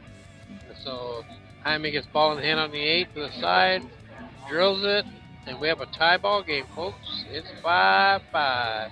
So now DEVYNN, it's his rack and break. So the match is a race to 2. And it's important that DEVYNN doesn't allow himself to get on tilt. You got a short-term memory of that and just delete that and move forward.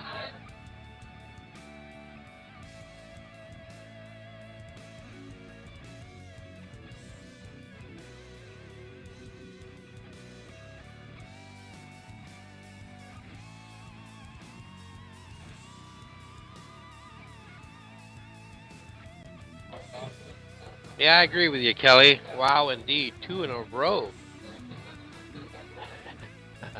That'd be a tough pill to swallow for sure. Because with Jaime missing the 8 there, and he's got 3 balls left, definitely thinking I'm out and on the hill. And now it's a tie ball game. So DEVYNN pounds a break, makes a stripe, has a nice stripe to start with. If he wants to be stripes, this one right here would be the way to go, and you can just play the stop so the cue ball stays right here to play this one that way. But you can go forward and come out, but we'll see what DEVYNN opts to do here. Because in stripes, these 2 are definitely trouble. This one is trouble, but it's more trouble for solids now because this is the nearest ball to get shape on the 8. It's going to be very tough.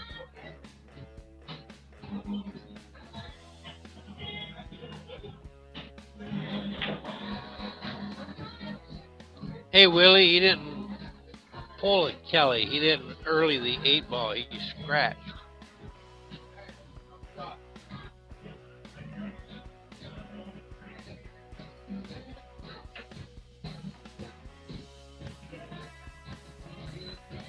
So for those of you watching, you see Quacky.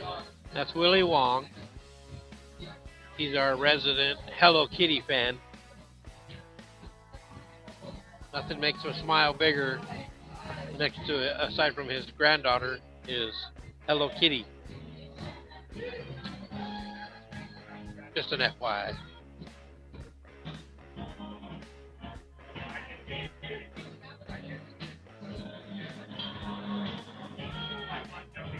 So it looks like they're in a defensive battle here.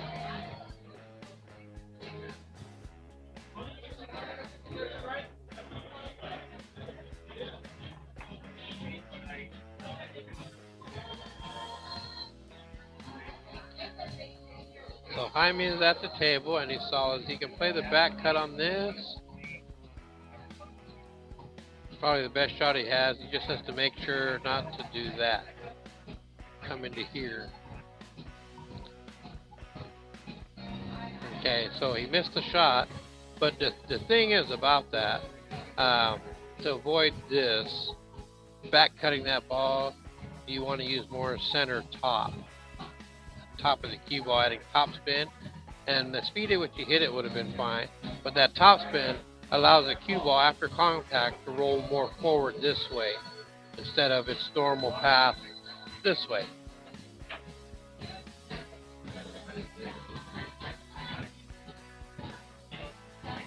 So I don't know if Devin's still on a little bit of tilt. He's just powering balls.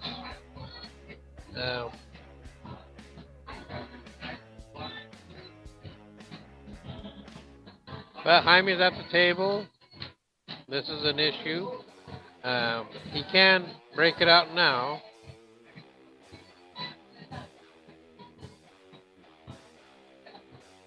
Playing the 5 here and a little bit of right English. Cue ball will come this way and open that up. And it might be what he's trying to do right now. But he failed to go for the breakout. So it's still something that he's going to have to do here.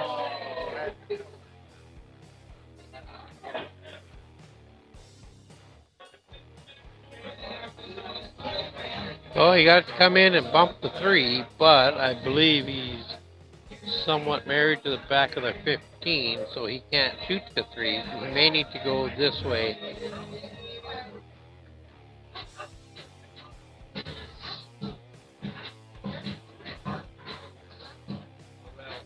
Which is what he had to do, and then due to the little miscue that went involved in that, there was no hard rail, so that's ball in hand to Devin. Now, for those of you who don't understand why that's a foul, Jaime went this way and hit the 3. And once the cue ball hits the object ball, something has to make contact with a rail, any of them. And the 3 ball rolled over here, stopped there, and the cue ball stopped here.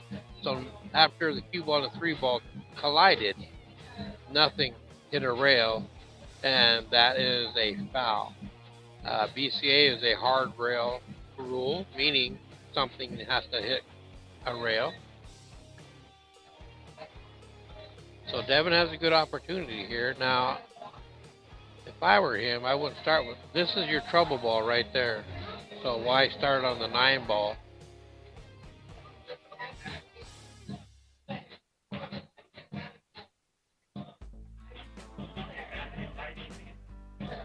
See, if he started on the 10, he could have played the 10 here, roll up into this space, and then shoot any one of those balls. But he still could be okay. He's just going to have to get over here somewhere to play that in the side or something. But see, when you play the wrong pattern, then mistakes tend to happen.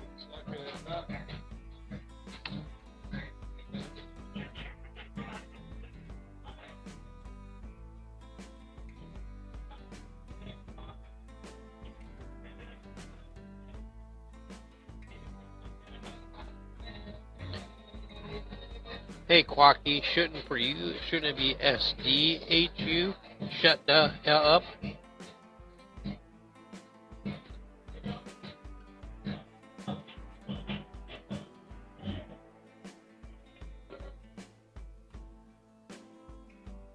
Okay, so now he's going to be shooting the free ball here, and the cue ball is going to want to be going this way, so he's got to watch his speed, not to get too crazy here.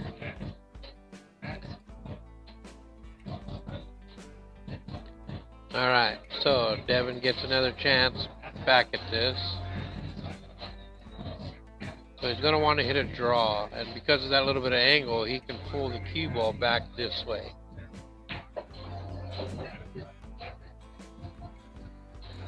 Okay, so playing the 11 and let the angle carry the cue ball to here, then he can play this down and roll forward with it to get in this area.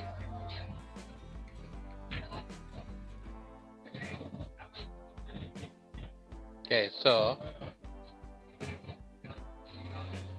he just made this way more difficult. Because even going here, the cue ball is going to come like this.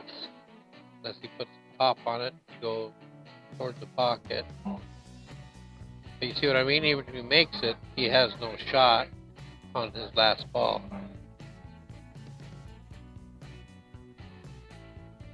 So he managed to leave Jaime this cut.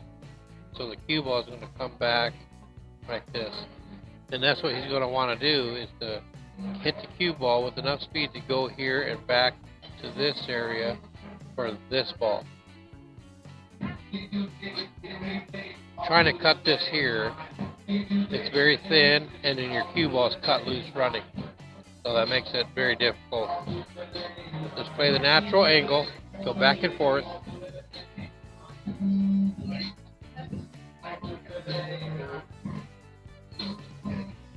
So you see, he was trying to hold position, hold the cue ball in here, and that's never a good idea. Let the cue ball go back and forth.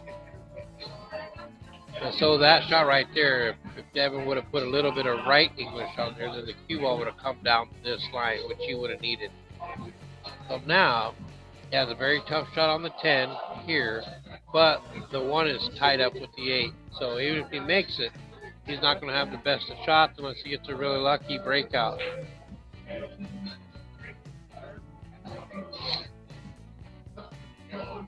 And he made a great shot, but now it's going to be a very difficult hit. He has to come in either 2 rails to it or 1 rails to it. For me, I'd want to come in 2 rails, and I tell you why. Look at where they're sitting. If he goes here, that 8 ball is only this big. If you go 2 rails, then the 8 ball is big target. But he hit that really well and got a great leave out of it. But considering where the 8 is, all Jaime has to do is clip either one of these balls and take the cue ball up this way. Huh. The ball is locked. How does that work? That's a good hit.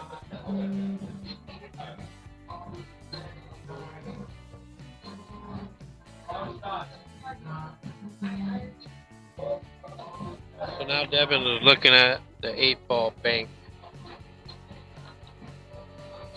Oh.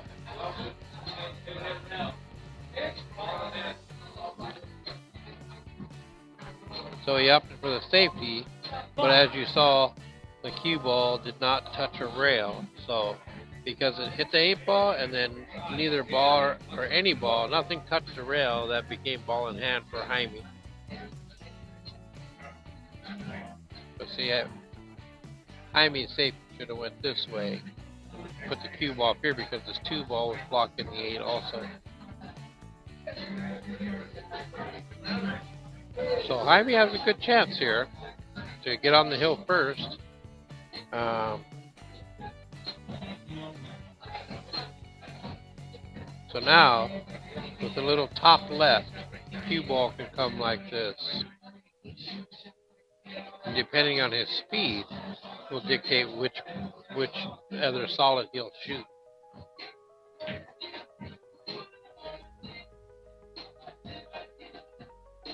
Okay, so I can tell you from where that position is, he's probably going to shoot the 2.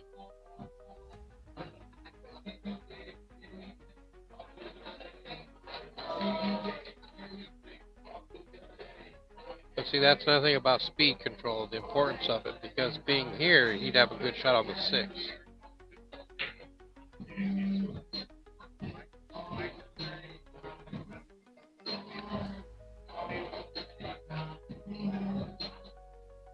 Oh, so Devin got really lucky here.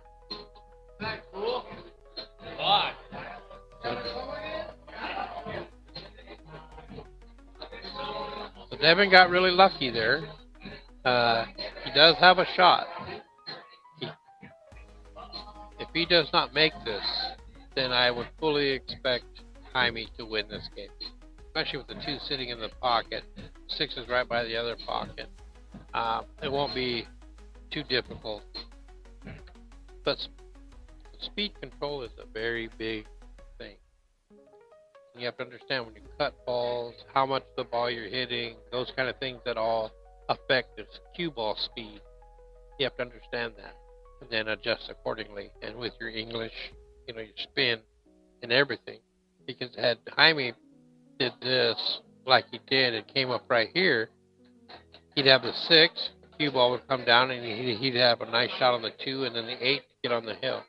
But because he hit it with too much speed and it ended up where it did, he had no shot on the 6. So he was forced to take the long, tough shot on the 2. And what made it even tougher was that he was trying to make it and get the cue ball back up here in range for the 6 ball.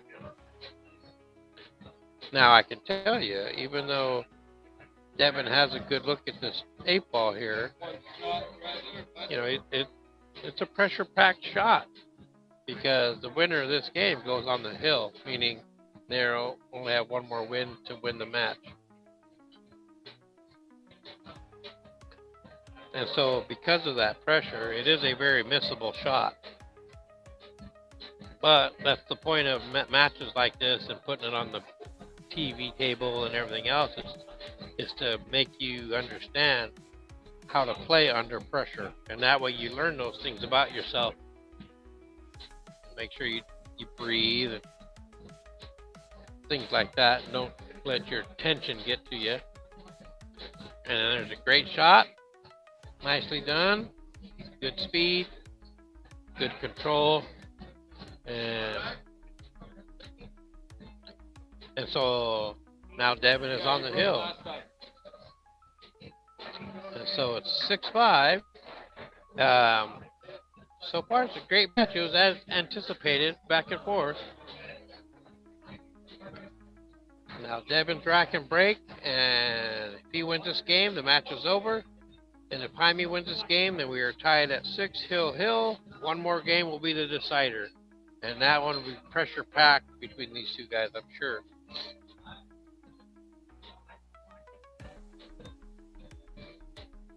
I'm waiting for, I don't know if any of you guys seen the movie Kingpin, about the bowling, where Bill Murray's character, in the championship, where he was getting all stressed out and his comb over starts standing up and just kind of being all weird. I'm just waiting for Devin's mullet to start doing that. But he's pretty relaxed, so I don't think it will. But it'd be funny nonetheless. All right, so he has a good break. Pockets the 13 ball.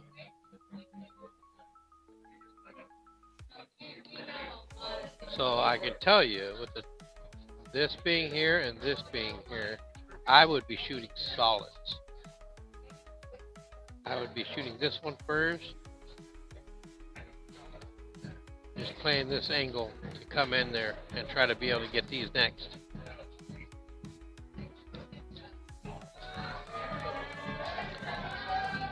As we saw earlier, this very setup here, Devin was able to bank the ball that was sitting here in here. So I'm sure that's what he's thinking again, is that it's doable.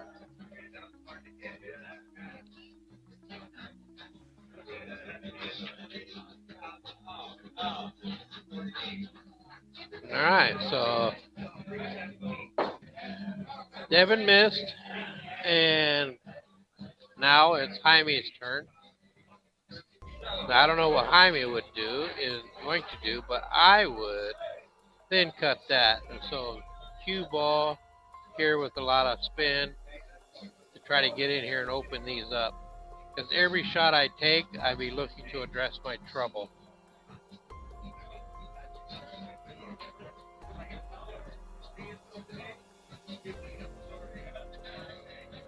It doesn't do any good to shoot these 3 balls down and never address the 2 problems there. Because ultimately, if you get down to those last 2 and they're still stuck there, you're in deep trouble.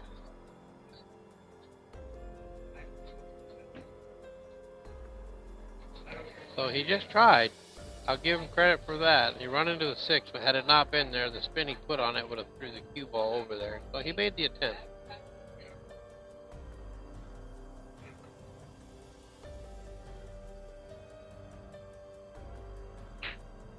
You see how in trouble he is now.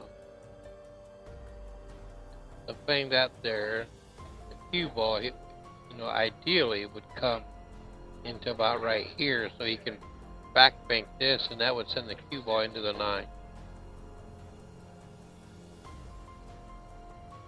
Well, he's hit it perfect. He's on the correct side. So play the bank on the 12, which he did. He's calling it. So if he makes this, the cue ball is going to go in here and push this 9 out. What a great shot that was.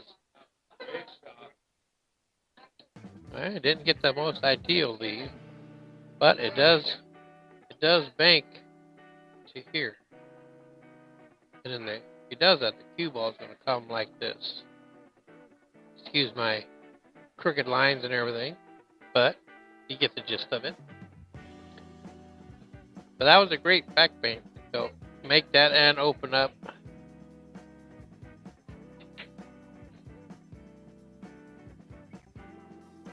Uh-oh. Oh. Okay, so he did try that. Missed the bank, come up short, and unfortunately scratched.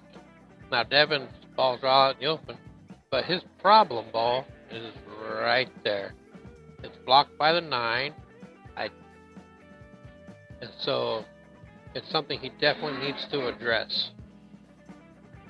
Maybe not right this second, unless it goes here. If it goes there, then shoot it. If not, then you need to figure out what you're going to do. Because I don't know if it goes here or not. Very possible that there's a tiny pocket there, because he's planning to play it there.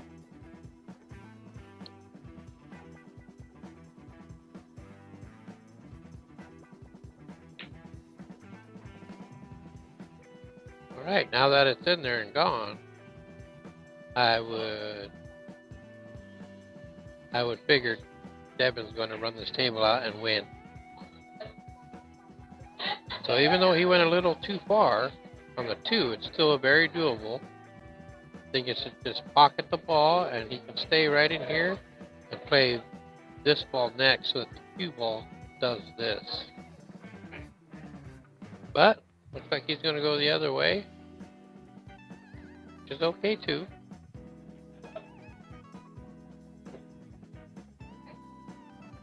So now he's going to want to come in like this and be somewhere right in here to play in the corner. Not too difficult to shot. So it's definitely speed control here. Okay, so he overcooked it. I think he was trying to get here for the side. But in doing so, he just made it very difficult. So it comes down to this shot right here. And if he misses this, and I think Jaime's going to tie it up. Oh, and then the worst possibility.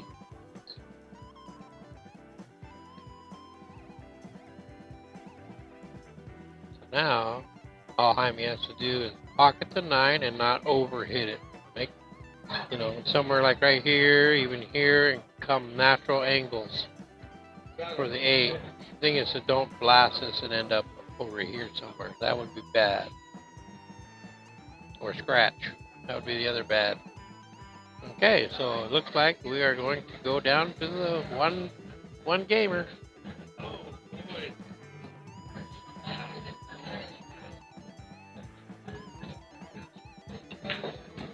And there it is, folks. We are tied hill. And Jaime has the rack and break.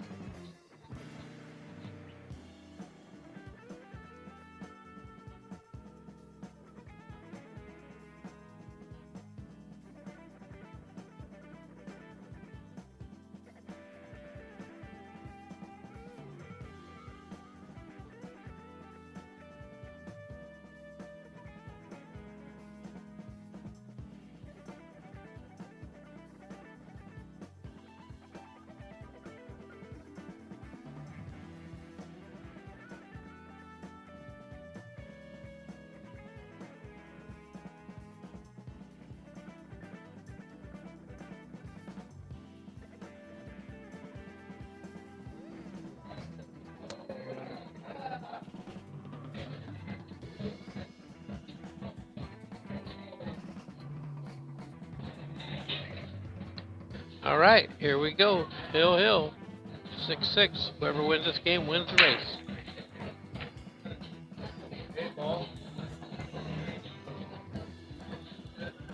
On the last one, too, right?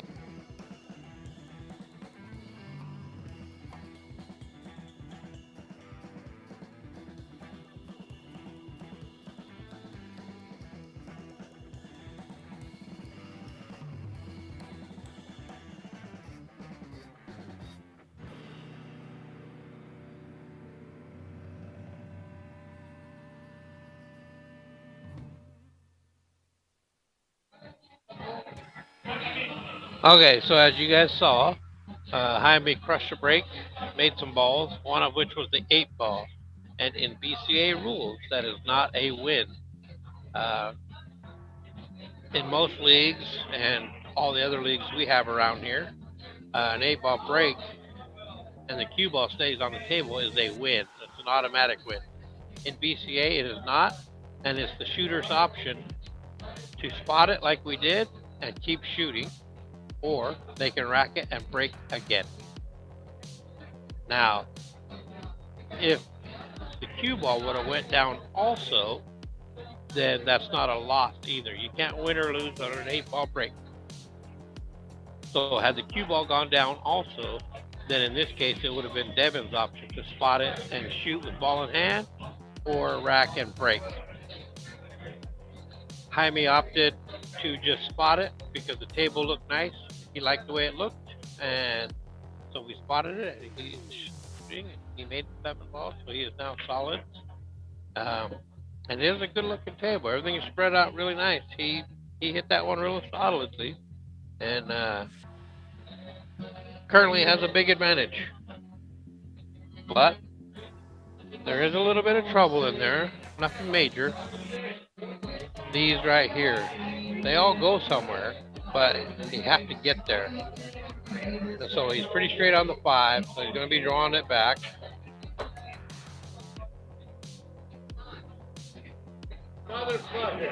Now, I don't know if the 6 goes here or not.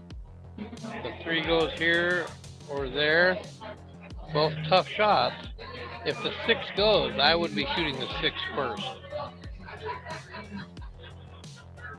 So it kind of looks like it does. Might even be to a half pocket. But that's the best option he has right now.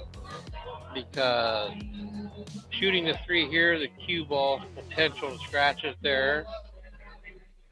Playing the 3 ball here, the cue ball scratch potential is there. The only other option is to bank that, but do you really want to bank right then and there?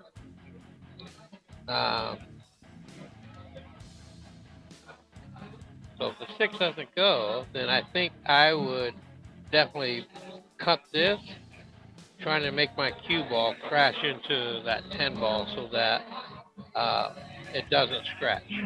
But then that doesn't leave me really much to shoot at after that. So we'll see what happens here. And as you can see, it did hit the 10, but it carried on its momentum and scratched. So now Devin has the big advantage.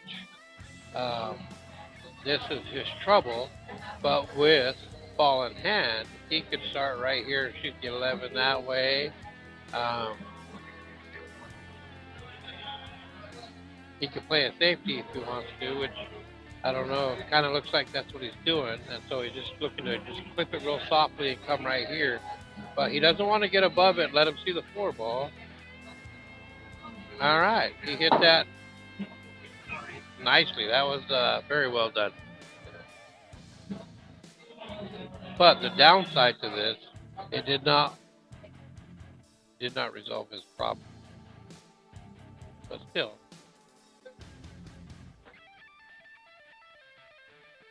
Corner.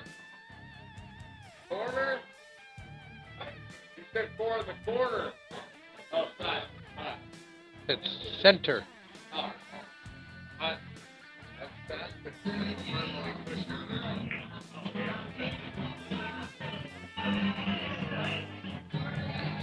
All right, so Jaime gets a really good hit. But you see here that these two are still tied up, which means Devin will have to deal with that.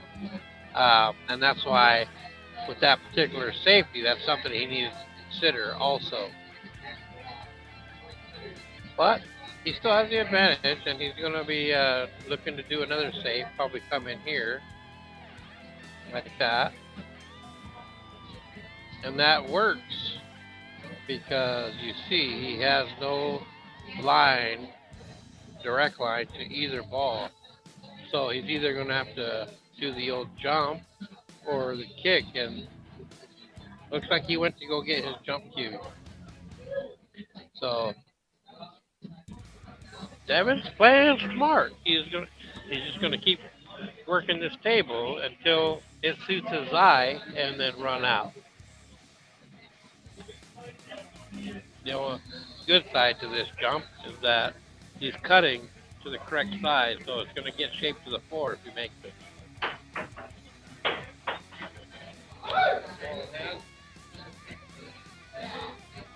So that was a tricky little jump shot, but that is ball in hand to Devin because Jaime failed to make contact with either one of his balls.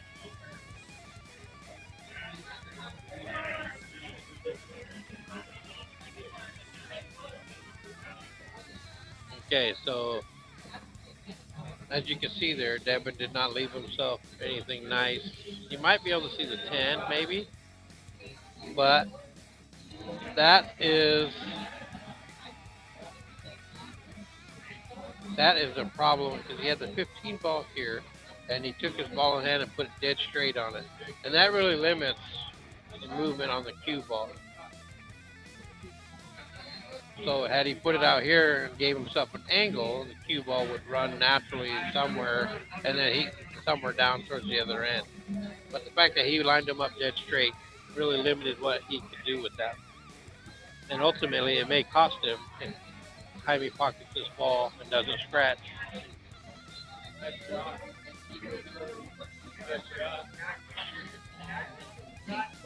Okay, so this just might do it. All he has to do is make it and keep the cue ball somewhere in here. Don't overhit this. Don't get all crazy. I know he's amped up, but try to control your emotions. There you go. Okay, so Jaime has the safe ball for the win.